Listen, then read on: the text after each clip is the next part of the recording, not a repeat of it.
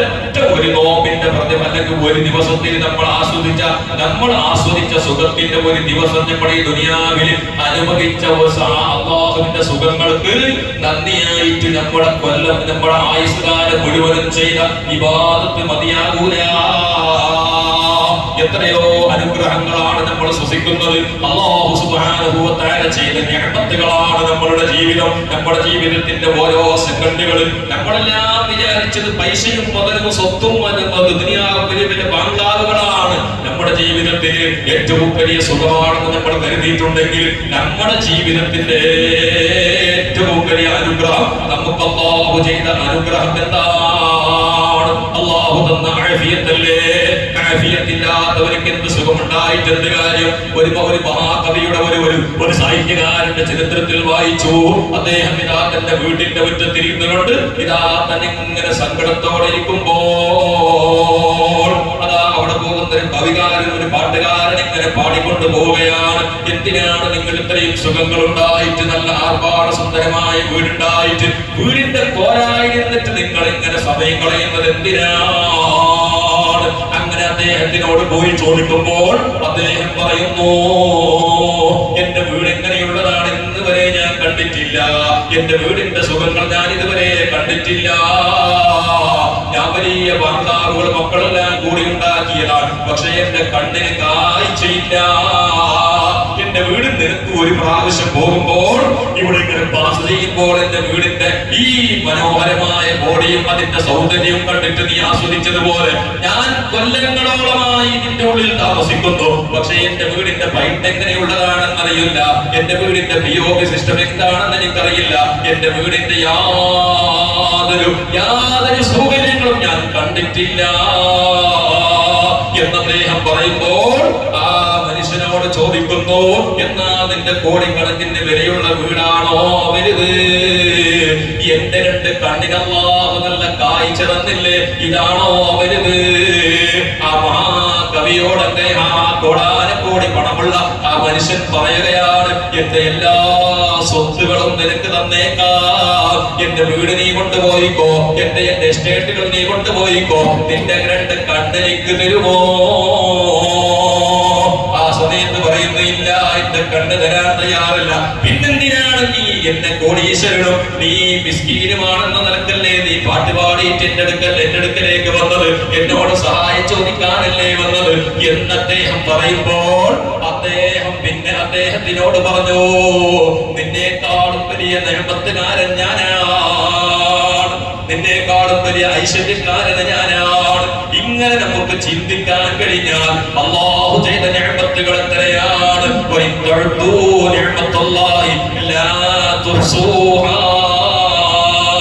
അല്ലാഹു നമുക്ക് കണക്കാക്കിയ നിഅമത്തുകൾ എത്രയാണെന്ന് എണ്ണീറ്റ് ഒരാൾ ഡയറിയിൽ എഴുതിയിട്ട് വെച്ചിക്കാൻ തുടങ്ങിയാൽ അവന്റെ ഒരു ദിവസത്തിന്റെ നിഅമത്ത് അല്ലാഹു നമുക്ക് ചെയ്തു തരുന്ന നിഅമത്തുണ്ടല്ലോ, അതിനെ എണ്ണീറ്റ് തിട്ടപ്പെടുത്താൻ ലോകത്തൊരു മനുഷ്യനും സാധ്യമല്ല. അല്ലാഹു പറയുന്നു, ഞാൻ ചെയ്ത നിഅമത്തിற்கு നിങ്ങൾ നന്ദി ചെയ്താൽ നിങ്ങൾക്ക് ഞാൻ ഏറ്റിയിട്ട് തരും. അല്ലാഹു ചെയ്ത നിഅമത്തുകൾക്ക് നന്ദിയുള്ളവരാകണം, നിഅമത്തിലേക്ക് നന്ദിയുള്ളവരാകണം. അല്ലാഹുവിന്റെ റസൂൽ സ്വല്ലല്ലാഹു അലൈഹി വസല്ലം തങ്ങൾ പറഞ്ഞില്ലേ, വിജയിച്ച മനുഷ്യരുടെ അടയാളമാണ്, ആ വിജയിച്ച മനുഷ്യർക്കുണ്ടാകുന്ന അടയാളമാണ് ഖൽബുൻ ശാകിറാണ്, നന്ദിയുള്ള ഹൃദയം ഉണ്ടാവുക എന്നുള്ളത്. ആരോടാണ് നന്ദി ഉണ്ടാകേണ്ടത്? മഹാന്മാർ ഈ ഹദീസ് വ്യാഖ്യാനിച്ചുകൊണ്ട് പല വ്യാഖ്യാതാക്കളും പറയുന്നത്, ഒരു മനുഷ്യനിക്ക് നന്ദിയുണ്ടോ എന്നറിയാൻ അവൻ സൃഷ്ടികളോട് നന്ദിയുണ്ടോ എന്ന് മനസ്സിലാക്കണം. അവന്റെ ജീവിതത്തിൽ അവൻ ഏറ്റവും കൂടുതൽ അല്ലാഹുവിനെ കരിച്ചാൽ ഒരു മനുഷ്യനിക്ക് ഈ സൃഷ്ടികളുടെ കൂട്ടത്തിൽ ഏറ്റവും ബാധ്യതയുള്ളത് ആരോടാണ്? അല്ലാഹുവിനെ കഴിച്ചാൽ ഏറ്റവും കൂടുതൽ ബാധ്യത ഉള്ളവർ ആരോടാണ്? ഉമ്മാനോട്, അല്ലെ? മാതാപിതാക്കളോടാണ്. ആ മാതാപിതാക്കളോട് ഒരാൾ നന്ദി ചെയ്യുന്നുണ്ട് എങ്കിൽ അവനക്ക് അല്ലാഹുവിനോട് നന്ദിയുണ്ടതിന്റെ ഭാഗമാണ്. ഇങ്ങനെ എല്ലാവരോടും നന്ദിയുള്ളവരാകണം. നമുക്കൊരാൾ ഉപകാരം ചെയ്തിട്ടുണ്ടെങ്കിൽ അതിற்கு നന്ദിയുള്ളവരാകണം. ഏത് ജീവജാലങ്ങളാണെങ്കിലും ശരി, ലോകത്ത് നമ്മൾക്ക് പറയുന്നത് നമുക്ക് മനസ്സിലാക്കാമല്ലോ. മനുഷ്യരോട് നന്ദി കെട്ട ഒരു ലോകത്തൊരു ജീവജാലങ്ങളുമില്ല. എല്ലാ ജീവജാലങ്ങളെക്കാളും അതപ്പതിച്ചവനല്ലോ ലോകത്ത് മനുഷ്യരാണ്. മറ്റുള്ള ജീവജാലങ്ങളാണെങ്കിലോ മറ്റുള്ള ജീവജാലങ്ങളതാ അവർക്ക് ഏതെങ്കിലും ഒരു വ്യക്തി ഉപകാരം ചെയ്തിട്ടുണ്ടെങ്കിൽ അതിനു വേണ്ടി ആ നന്ദി കാണിക്കുന്നവരാണ് ജീവജാലങ്ങള്. നമുക്കറിയാം, നമ്മൾ കണ്ടാൽ തൊട്ടാൽ 7 പ്രാവശ്യം താൻ കഴുകേണ്ട, അതിൽ ഒരു പ്രാവശ്യം മണ്ണ് കൊണ്ട് ശുദ്ധീകരിക്കേണ്ട നായ ഏറ്റവും നിസ്സാരമായ ജീവിയാണെങ്കിൽ ആ നായയുടെ നന്ദി ഏറ്റവും നന്ദിയുള്ളതാണ്. ഈ അടുത്ത് ഞാൻ കേരളത്തിൽ ഒരു 10-12 കൊല്ലം മുമ്പ് ഇതാ ഒരു മനുഷ്യന്റെ ലേഖനം ഞാൻ മനോരമ വായിച്ച് എനിക്ക് ഓർമ്മ വരുന്നു. ഒരു അമുസ്ലിമായ ഒരു മനുഷ്യൻ മരിച്ചപ്പോൾ അദ്ദേഹത്തിന്, ഒരു ക്രിസ്ത്യാനി എന്നാണ് എന്റെ ഓർമ്മ ശരിയാണെങ്കിൽ, ആ മനുഷ്യന്റെ മരിച്ചപ്പോൾ അദ്ദേഹത്തിന്റെ കൊണ്ടുപോയിട്ട് അടക്കം ചെയ്ത അദ്ദേഹത്തിന്റെ ശ്മശാന ഭൂമിയിലേക്ക് എല്ലാ ദിവസവും ആ നായ പോയിട്ട് അവിടെ പോയി മണിക്കൂറുകളോളം ഇരിക്കുന്ന ഒരു സമ്പ്രദായം കണ്ടപ്പോൾ ആളുകൾ ചോദിച്ചു, ഓടിച്ചാലും ഓടാത്ത നായ. അങ്ങനെ ആ വീട്ടുകാരോട് പോയി ചോദിക്കുമ്പോൾ പറയുന്നു, ഈ യജമാനൻ വരാതെ ഈ നായ ഒരു ദിവസം വീട്ടിൽ ഭക്ഷണം കഴിക്കാറില്ല. അങ്ങനെ മരിച്ചതിന് ശേഷം ദിവസങ്ങളോളം വെള്ളം കുടിക്കാതെ ജീവിച്ചു എന്ന് ചരിത്രം ആ നായയുടെ സ്റ്റോറി ഒരു ന്യൂസ് പേപ്പറിൽ വായിച്ചതാണെങ്കിൽ ആ നായക്കുള്ള നന്ദി എത്രയാണ്. എന്നാൽ ഞാൻ ചോദിക്കട്ടെ, നമുക്ക് എല്ലാം ചെയ്തു തന്ന എത്രയോ ആളുകളില്ലേ, നമ്മുടെ മാതാപിതാക്കളടക്കം നമ്മുടെ കൂട്ടുകുടുംബാദികൾ, നമ്മുടെ സഹായിക്കുന്ന ആളുകളുണ്ട്. അവരോട് നന്ദിയുള്ളവരാകണം നമ്മൾ. നന്ദി ഉണ്ടാവുക എന്നുള്ളത് വിജയിച്ച മനുഷ്യരോട് അടയാളമാണ്. ഒരു മനുഷ്യനിക്ക് ഒരു ഉപകാരം ചെയ്തിട്ടുണ്ടെങ്കിൽ മരണനേരം വരെ അവനോട് നന്ദി ഉണ്ടാകണം, അവനിക്ക് വേണ്ടി പ്രാർത്ഥിക്കണം, അവനോട് ഉപകാരത്തിന് വേണ്ടി നന്ദി കാണിക്കണം. ഇത് മനുഷ്യരുടെ അടയാളമാണ്. ലോകത്ത് ഏറ്റവും ഇല്ലാതെയായത്, മനുഷ്യർക്കിടയിൽ ഇല്ലാതെയായ നന്ദിയില്ലാത്തതല്ലേ. നന്ദി കേട് കാണിക്കുക എന്നുള്ളത് ഏറ്റവും വലിയ മനുഷ്യന്റെ പരാജയത്തിന്റെ അടയാളമാണ്. ഏറ്റവും കൂടുതൽ ജ്യേഷ്ഠനും അനുജനും തമ്മിൽ പിണങ്ങാൻ കാരണം എന്താണ്? നന്ദിയില്ലാത്തതല്ലേ. എത്രയോ സ്ഥലത്ത് നമുക്കറിയാം. ഈ അടുത്ത് എന്നോട് സുഹൃത്ത് പറഞ്ഞു, ഉസ്താദേ, നിങ്ങളിൽ എവിടെയെങ്കിലും വയത് പറയുമ്പോ ഒരു കാര്യം വയത് പറയണം. എന്താണെന്ന് അറിയുമോ? ജ്യേഷ്ഠനും അനുജനും എന്ന് പറഞ്ഞാൽ, അതായത് ഞാൻ അദ്ദേഹത്തിന്റെ വിഷമം പറയുന്നു. അദ്ദേഹം പറഞ്ഞപ്പോൾ എനിക്ക് ഏറ്റവും അത് അനുയോജ്യമാണെന്ന് തോന്നി ഞാൻ 1-2 സ്ഥലത്ത് പറയുകയും ചെയ്തിട്ടുണ്ട്. അതായത് ഞാൻ ഒരു കുടുംബത്തിലെ ഏറ്റവും വലിയ ജ്യേഷ്ഠനാണ്. ഉപ്പ എന്റെ കൊല്ലങ്ങൾക്ക് മുമ്പ് ഉപ്പ മരിച്ചിട്ടുണ്ട്. എന്റെ അനുജന്മാരെ പെങ്ങന്മാരെ മുഴുവനും കല്യാണം കഴിച്ചു കൊടുത്തതും അനുജന്മാരുടെ വിദ്യാഭ്യാസത്തിന് വേണ്ടി എല്ലാം ചെയ്തിട്ട് എന്റെ അനുജന്മാർ വലിയ വലിയ വിദ്യാഭ്യാസമുള്ളവരാണ്. എഞ്ചിനീയർമാർ, ഡോക്ടർമാരൊക്കെ ആയിട്ടുണ്ട്. വലിയ വലിയ ഗൾഫ് രാജ്യങ്ങൾ സമ്പാദിക്കുന്നവരാണ്. പക്ഷെ ഇന്ന് ഞാനൊരു മിസ്കീനാണ്. ആ കുടുംബത്തിൽ നിന്ന് എന്റെ അനുജന്മാർ കോടിയിൽ കളിക്കുമ്പോൾ എനിക്കൊരു നയാ പൈസ തരുന്നില്ലെന്ന് മാത്രമല്ല, എന്നെയും ആർക്കും വേണ്ടാത്ത വസ്തുവായി മാറിയിട്ടുണ്ട്. ഞാൻ എന്റെ കുടുംബത്തിന്റെ ഉപ്പാക്ക് ശേഷം എന്റെ അനുജന്മാർക്ക് ഉപ്പയുടെ സ്ഥാനത്ത് നിന്ന് അധ്വാനിച്ചിട്ട് അവർക്ക് പഠനത്തിന് വേണ്ടി ഫീസ് അടച്ചിട്ട് ഞാൻ എന്റെ ചോര നീരാക്കിയിട്ടുണ്ടാക്കിയിട്ട് അവസാനം സ്വത്ത് തർക്കം വന്നപ്പോൾ, ഉപ്പാന്റെ സ്വത്ത് ഓഹരിയുടെ വിഷയം വന്നപ്പോൾ അവർ എന്നോട് പിണങ്ങി, ഉസ്താദേ, ഒരു സഹോദരൻ ഞാൻ പറഞ്ഞിട്ടുണ്ടെങ്കിൽ ഇങ്ങനെ നമ്മുടെ നാടുകളിൽ കുടുംബത്തിൽ എത്രയോ സംഭവങ്ങളില്ലേ. സ്വന്തം ജ്യേഷ്ഠനോട് ഒരു നിലക്കും അതിൽ നന്ദി കാണിക്കാത്തവര്, സ്വന്തം കുടുംബത്തിൽ പെട്ടവരോട് നന്ദി കാണിക്കാത്തവര്, ഇതെല്ലാം മനുഷ്യന്റെ പരാജയത്തിന്റെ അടയാളമാണ്. ആരാണോ നമുക്ക് ഉപകാരം ചെയ്തിട്ടുള്ളത് ആ ഉപകാരം ചെയ്തവരോട് നന്ദിയുള്ളവരാകണം. ഇത് മനുഷ്യരുടെ വിജയികളുടെ അടയാളമാണ്. ഒരു നേരത്തെ വെള്ളം തന്നിട്ടുണ്ടോ അവനോട് നന്ദി കാണിക്കണം. ഇത് മനുഷ്യൻ വിജയിച്ചവരുടെ അടയാളമാണ്. അതുകൊണ്ട് എന്റെ മുഅ്മിനീങ്ങളെ, നമ്മൾ അല്ലാഹുവിന്റെ സ്വർഗ്ഗത്തിലേക്ക് ആഗ്രഹിക്കുന്നവരാണ്. അല്ലാഹുവിന്റെ സ്വർഗ്ഗം ആഗ്രഹിക്കുന്ന നമ്മൾ അല്ലാഹുവിനോട് നന്നായിട്ട് തങ്ങൾ ചോദിച്ചതുപോലെ സ്വർഗ്ഗം ചോദിക്കാൻ നമ്മൾ അർഹരല്ല. പക്ഷെ നരകം സഹിക്കാനും നമ്മൾക്ക് ആവതില്ല. അതുകൊണ്ട് എന്റെ ദോഷം പുറത്തു തരണേ അല്ലാഹുവേ, നീ എല്ലാ ദോഷങ്ങളും പൊറുക്കുന്നവനാണ്. ഇത് നമ്മുടെ മനസ്സുകൊണ്ട് എപ്പോഴും പറയേണ്ടതാണ്. അല്ലാഹു നമ്മുടെ ദോഷം ഏതെങ്കിലും ഒരു സമയത്ത് അല്ലാഹു നമ്മുടെ മനസ്സ് തുറന്നിട്ടുള്ള പ്രാർത്ഥനയ്ക്ക് ഉത്തരം തരും. നമ്മുടെ കഷ്ട സമയത്ത്, നമ്മുടെ പ്രയാസം വരുമ്പോൾ മാത്രം അല്ലാഹുവിനോട് ചോദിക്കുന്നവരാകരുത്. എപ്പോഴും അല്ലാഹുവിനോട് ദുആ ചെയ്യുന്ന ഒരു സ്വഭാവം. വിശുദ്ധമായ റമദാൻ, ഞാൻ ചോദിക്കട്ടെ, റമദാനിന്റെ 6ാമത്തെ നോമ്പിലാണ്. 6 തറാവീഹ് കഴിഞ്ഞു നമ്മൾ, അല്ലേ? 6 തറാവീഹ് കഴിഞ്ഞിട്ട് 6 തറാവീഹ് ഇരിക്കും വന്നിട്ട് പൂർണ്ണമായ സുന്നത്തുകളോടെ നിസ്കരിച്ചവർക്ക് സമാധാനിക്കാമെന്ന് ബാഹിരിയായിട്ട് നമുക്ക് സമാധാനിക്കാം. റബ്ബ് നമ്മുടെ ഇബാദത്ത് സ്വീകരിച്ചിട്ടുണ്ടാകുമെന്നൊരു പ്രതീക്ഷയാണ് മുമ്പിലേക്കുണ്ടാകേണ്ടത് നമ്മുടെ. എന്നാൽ ഇതും കൂടി ചെയ്യാത്ത എത്രയോ ആളുകളില്ലേ നമ്മുടെ കൂട്ടത്തിൽ? തറാവീഹിന് പോലും ഈ 6-ൽ തന്നെ അതിൽ കുറെ ഡിസ്കൗണ്ട് കഴിച്ചിട്ട് നിസ്കരിച്ച ആൾക്കാരുണ്ട് അല്ലെ. ആകെ 6 ആയിട്ടുള്ളൂ. അതിനും കുറെ നമുക്ക് അതിന് വേണ്ട അതിന് നല്ല കളഞ്ഞിട്ട് കുറച്ച് കടത്തി വിട്ടിട്ട് അല്ലെങ്കിൽ പകുതിയിൽ വന്നു കൂടി. ഇതിൽ നിന്ന് നമുക്ക് നമ്മൾ മാറണം. നമുക്ക് നമ്മൾ ചെയ്യുന്ന ഇബാദത്തുകൾ അല്ലാഹുവിന് വേണ്ടി എന്നുള്ള ഒരു വിശ്വാസം നമുക്ക് വേണം. അല്ലാഹുവിന് വേണ്ടി റബ്ബിനോട് നമ്മൾ ചെയ്യുമ്പോൾ അതിന്റെ തഅലീമോടുകൂടെ അതിന്റെ ഹുർമത്തോടുകൂടെ ആരുടെ മുമ്പിലാണ് നമ്മൾ നിൽക്കുന്നത്? രാജാതി രാജാവായ റബ്ബിന്റെ മുമ്പിലാണ് നമ്മൾ നിൽക്കുന്നത്. ആരാണ് രാജാതി രാജാവായ റബ്ബ്? നമ്മുടെ ഉള്ളും പുറവും എല്ലാം അറിയുന്നവൻ. നമ്മുടെ മനസ്സിന്റെ ഉള്ളിൽ എന്ത് നമ്മൾ വിചാരിച്ചിട്ടുള്ള അതെല്ലാം നന്നായിട്ട് അറിയുന്നവൻ. നമ്മുടെ മനസ്സിന്റെ ഉള്ളിൽ ഒരാൾ നമ്മൾ നിസ്കരിക്കാൻ വേണ്ടി നിന്ന സമയത്ത് അപ്പുറത്തെ മനുഷ്യനോട് നമ്മൾ പകയാണ്, വെറുപ്പാണ്, അവരോട് വെറുപ്പ് വെച്ചിട്ടാണ് നിസ്കരിക്കുന്നതെങ്കിൽ ഇതും കൂടി ആരും ഉസ്താദിന് അറിയില്ല, പുറത്തുള്ള ആളുകൾക്ക് ആർക്കും അറിയില്ല. അള്ളാഹ്ക്കറിയും. ഓന്റെ മനസ്സിന്റെ ഉള്ളിൽ പകയും ശത്രുതയും വെച്ചിട്ടാണ് ഓന് എന്നിട്ട് ദുആ ചെയ്യുന്നത്. ഇയ്യാക നഅ്ബുദു വ ഇയ്യാക നസ്തഈൻ. അല്ലാഹുവിനെ മാത്രം ഞങ്ങൾ ആരാധിക്കുന്നു. നിന്നോട് മാത്രം ഞങ്ങൾ സഹായം ചോദിക്കുന്നു. എന്ന് പറയുന്നത് ഞങ്ങൾ കൂട്ടമായിട്ട് ഇരുന്നിട്ടാണ്, കൂട്ടത്തോട് എല്ലാവർക്കും വേണ്ടിയിട്ടുള്ള സഹായമാണ് അല്ലാഹുവിനോട് ചോദിക്കുന്നത്. ആ ചോദിക്കുന്ന സമയത്ത് നമ്മുടെ മനസ്സിൽ എത്ര ആളുകളുടെ മനസ്സിൽ വെറുപ്പും വിദ്വേഷവും ചതിയും വഞ്ചനയുമായിട്ട് റമദാൻ മാസം വന്നിട്ട് പോലും അതിനെ ഒന്ന് കഴുകിയിട്ട് ഒന്ന് ശുദ്ധിയാക്കാൻ കഴിയാത്ത എത്ര ആളുകളുണ്ട് തന്റെ വെറുപ്പും വിദ്വേഷവുമായിട്ട് തന്നെ. എന്തിനാണ് ഇതൊക്കെ? നമ്മുടെ ജീവിതത്തിൽ എത്ര കാലമുള്ളൂ? നമ്മുടെ ജീവിതം ചുരുങ്ങിയ കാലമേ എന്തേ ഉള്ളൂ നമുക്ക്. എത്ര ദിവസമുണ്ട്? ഒരു ദിവസം പോലും നമുക്ക് ഗ്യാരണ്ടിയില്ല. എത്ര ആളുകളാണ് പെട്ടെന്ന് മരിച്ചുകൊണ്ടിരിക്കുകയാണ്. ആരോഗ്യമുള്ളവൻ, ആരോഗ്യമില്ലാത്തവൻ, എത്ര ആളുകൾ.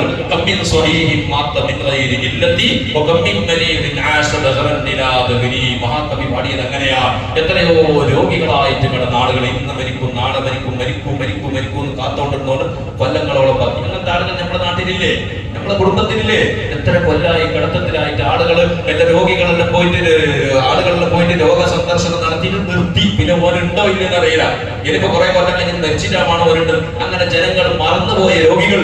എന്നാൽ പഴയകാലത്ത് ആളുകൾ പറഞ്ഞ പോലെ കിടന്നേരം നെച്ചിട്ട് പോകുമ്പോൾ പോകുന്നത്. പഴയകാലത്ത് പറയുന്ന പറച്ചിട്ട് കേൾക്കും, മരിച്ചിട്ടപ്പോ കിടന്നേരം നെച്ചിട്ട് പോകുമ്പോൾ പോയി പോലും അല്ലെ. പഴയകാലത്ത് നമ്മുടെ നാട്ടിലെ ഉമ്മമാർക്ക് പറയുന്നങ്ങനെ കിടന്നേരം നെച്ചിട്ട് പോകുമ്പോൾ പോയി ഉസ്താദ്. ഈ രീതിയിൽ എത്ര ആളുകൾ മരിക്കുന്നു. അല്ലാഹു മഗ്ഫിറത്ത് നൽകട്ടെ, നമുക്ക് അല്ലാഹു ദീർഘായുസ്സ് തരട്ടെ.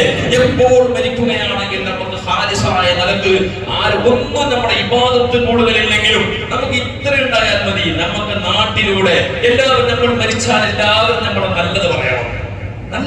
നാട്ടുകാർ നമ്മൾ മരിച്ചിട്ടപ്പോ നല്ലൊരു മനുഷ്യനാണ്, മരിച്ചുപോയി, അവർക്ക് മനസ്സറിഞ്ഞുകൊണ്ടുള്ള ദുആ ചെയ്യാനുള്ള ഒരു ക്വാളിറ്റി നമ്മളിൽ ഉണ്ടാകണം. ഹബീബ് റസൂലുള്ളാഹി സ്വല്ലല്ലാഹു അലൈഹി വസല്ലം സ്വഹാബത്ത് നിമിത്തങ്ങൾ ഇരിക്കുമ്പോ ഒരു മയ്യത്ത് കൊണ്ടുപോകുമ്പോൾ അല്ലാഹുവിന്റെ റസൂൽ സ്വല്ലല്ലാഹു അലൈഹി വസല്ലം സ്വഹാബത്ത് പറഞ്ഞു, നബി നല്ല മനുഷ്യനായിരുന്നു, അയാൾ പോയത് നാട്ടുകാർക്ക് ഭയങ്കര ലോസാണ്. ആ രീതിയിലല്ല, ഞാനത് ഞങ്ങൾക്ക് മനസ്സിലാക്കാൻ വേണ്ടി അങ്ങനെ പറയാം. അല്ല, അയാളുടെ നല്ല ഔസാഫുകളെല്ലാം ഇങ്ങനെ പറഞ്ഞപ്പോൾ അല്ലാഹുവിന്റെ റസൂൽ സ്വല്ലല്ലാഹു അലൈഹി വസല്ലം തങ്ങൾ പറഞ്ഞു വജബത്. അങ്ങനെ കുറെ ദിവസം കഴിഞ്ഞു, വീണ്ടും ഒരു മയ്യത്തിനെ ഇങ്ങനെ കൊണ്ടുപോവുകയാണ്. റസൂലുള്ളാഹി സ്വല്ലല്ലാഹു അലൈഹി വസല്ലം തങ്ങളുടെ സ്വഹാബത്തുണ്ട്. അപ്പൊ സ്വഹാബത്ത് നബിയോട് പറഞ്ഞു, നബിയെ മുസീബത്ത് പോയവരായി. ചില ആൾക്കാർ മരിച്ചെങ്കിൽ ചില ആൾക്കാർ മരിക്കാൻ വേണ്ടി വരേണ്ട മനുഷ്യന്മാരുണ്ടാവും. അള്ളാഹു നമ്മൾ ആ കൂട്ടത്തിൽ പെടുത്താതിരിക്കട്ടെ. ചില മനുഷ്യന്മാർ പഠിച്ചവരെ ഓരോ പറയാൻ ധൈര്യമില്ലാത്ത കൊണ്ട് പറയുന്നില്ല എന്നല്ലാതെ ഇല്ലെങ്കിൽ വന്നിട്ട് പറയട്ടെ, ഇന്നവര് മരിക്കാൻ വേണ്ടി 5 കൊടുക്കുന്നത് വരക്കാൻ ഓരോ നാട്ടിൽ നിൽക്കാനായിട്ട് അങ്ങനത്തെ ഇടങ്ങേന്ന് കുറിച്ച മനുഷ്യന്മാർ നാട്ടിലുണ്ടാവും. അതെല്ലാം നമ്മൾ ചിന്തിക്കണം. നമ്മൾ അങ്ങനെയാണോ? നമ്മളെ കൊണ്ട് ഒരാൾക്ക് ഇടങ്ങേറുണ്ടോ? നമ്മൾ ആലോചിക്കണം. നമ്മൾ പരാജയത്തിന് ഇടയാളാണ്. അങ്ങനെ വീണ്ടും ഒരു മയ്യത്ത് കൊണ്ടുപോകുമ്പോൾ സ്വഹാബത്ത് പറഞ്ഞ നബിയെ, ഇത് മദീന നിവാസികൾക്ക് ആശ്വാസത്തോടെ ജീവിക്കാം, റാഹത്തോടെ കൂടെ. ഇത് ഓന്റെ ഉപദ്രവമല്ലോ, ഓന്റെ ശല്യം. പീടിക്ക് പോയിപ്പോ ഓന്റെ ശല്യം, അങ്ങാടിക്ക് പോയിപ്പോ ഓന്റെ ശല്യം, രാഷ്ട്രീയത്തിലേക്ക് പോയി എന്റെ ശല്യം, ഏത് സംഘടന പ്രവർത്തനത്തിൽ പോയി ഓന്റെ ശല്യം. എല്ലാത്തിനും കിരികിരി മനുഷ്യന്മാർ, എല്ലായിടത്തും അതുകൊണ്ട് തന്നെ പ്രശ്നം ചോര കരിച്ചിരുന്നത്. ചിലർക്കറിയില്ല, എല്ലാവരും ചോര കൊണ്ടിക്കൊണ്ടിരുന്നത്. നല്ല പ്ലസ് പോയിന്റ് കൊണ്ടാണ് ചോര കൊണ്ടുവരുന്നത്. അത് ചില ആൾക്കാർ വിചാരിച്ചിട്ട് ഞാൻ ഭയങ്കര ബുദ്ധിമാനും. അത് ഇബ്ലീസ് ഇബ്ലീസ് നമുക്ക് ചീത്ത നമുക്ക് വേണ്ടാത്ത കാര്യത്തിലേക്ക് വരുമ്പോ ഐഡിയ ഇബ്ലീസ് നന്നാലെ ചെല്ലി തരുന്നു. ഇബ്ലീസിന്റെ ഐഡിയ ചെല്ലി തരുന്നു. നിങ്ങൾ നല്ലതിലേക്ക് എന്താ ഐഡിയ തരുന്നില്ല? നല്ല കാര്യത്തിന് ചോദിച്ചാൽ കാര്യം വരുന്നില്ല. ഒട്ടനെ ഓനെങ്ങനെ കൊടുക്കണോ എങ്ങനെ കൊടുക്കുന്ന നിങ്ങളോട് വന്ന് ചോദിച്ചെങ്കിൽ ഒരു ബുദ്ധിയില്ലാത്തത് പറഞ്ഞു ഓനെ ഇങ്ങനെ ആക്കിയിട്ട് അങ്ങനെ ആക്കി ഓനെ കൊടുക്കും. ഓനെ ഐഡിയ ചെല്ലി കൊടുക്കും. നല്ല കാര്യത്തിന് ആൾക്കാർ നന്നാണോ ഇനിയിപ്പോ ഞാനിങ്ങനെ ഒരു കേസിൽ കൊടുക്കിയിട്ടുണ്ട് ഇതെങ്ങനെ ശരിയാണോ എന്ന് പറഞ്ഞാൽ എന്തൊക്കെ ഐഡിയ ഉണ്ടെന്ന് വെച്ചാൽ ഓനെ അടുത്തൊന്നും ഐഡിയ ഇല്ല. നീ ഉസ്താദിന്റെ വിളിച്ചു ചോദിച്ചിട്ട് വന്നിരുന്നു. നമുക്ക് പറയാൻ കിട്ടുന്നില്ല. എന്തേ? കാരണം നമുക്ക് നല്ലതിലേക്ക് ഐഡിയ ഇബ്ലീസ് എത്തില്ല. മനുഷ്യനെ പരാജയപ്പെടുത്താൻ ഐഡിയകൾ ഇബ്ലീസ് പറഞ്ഞു തരും.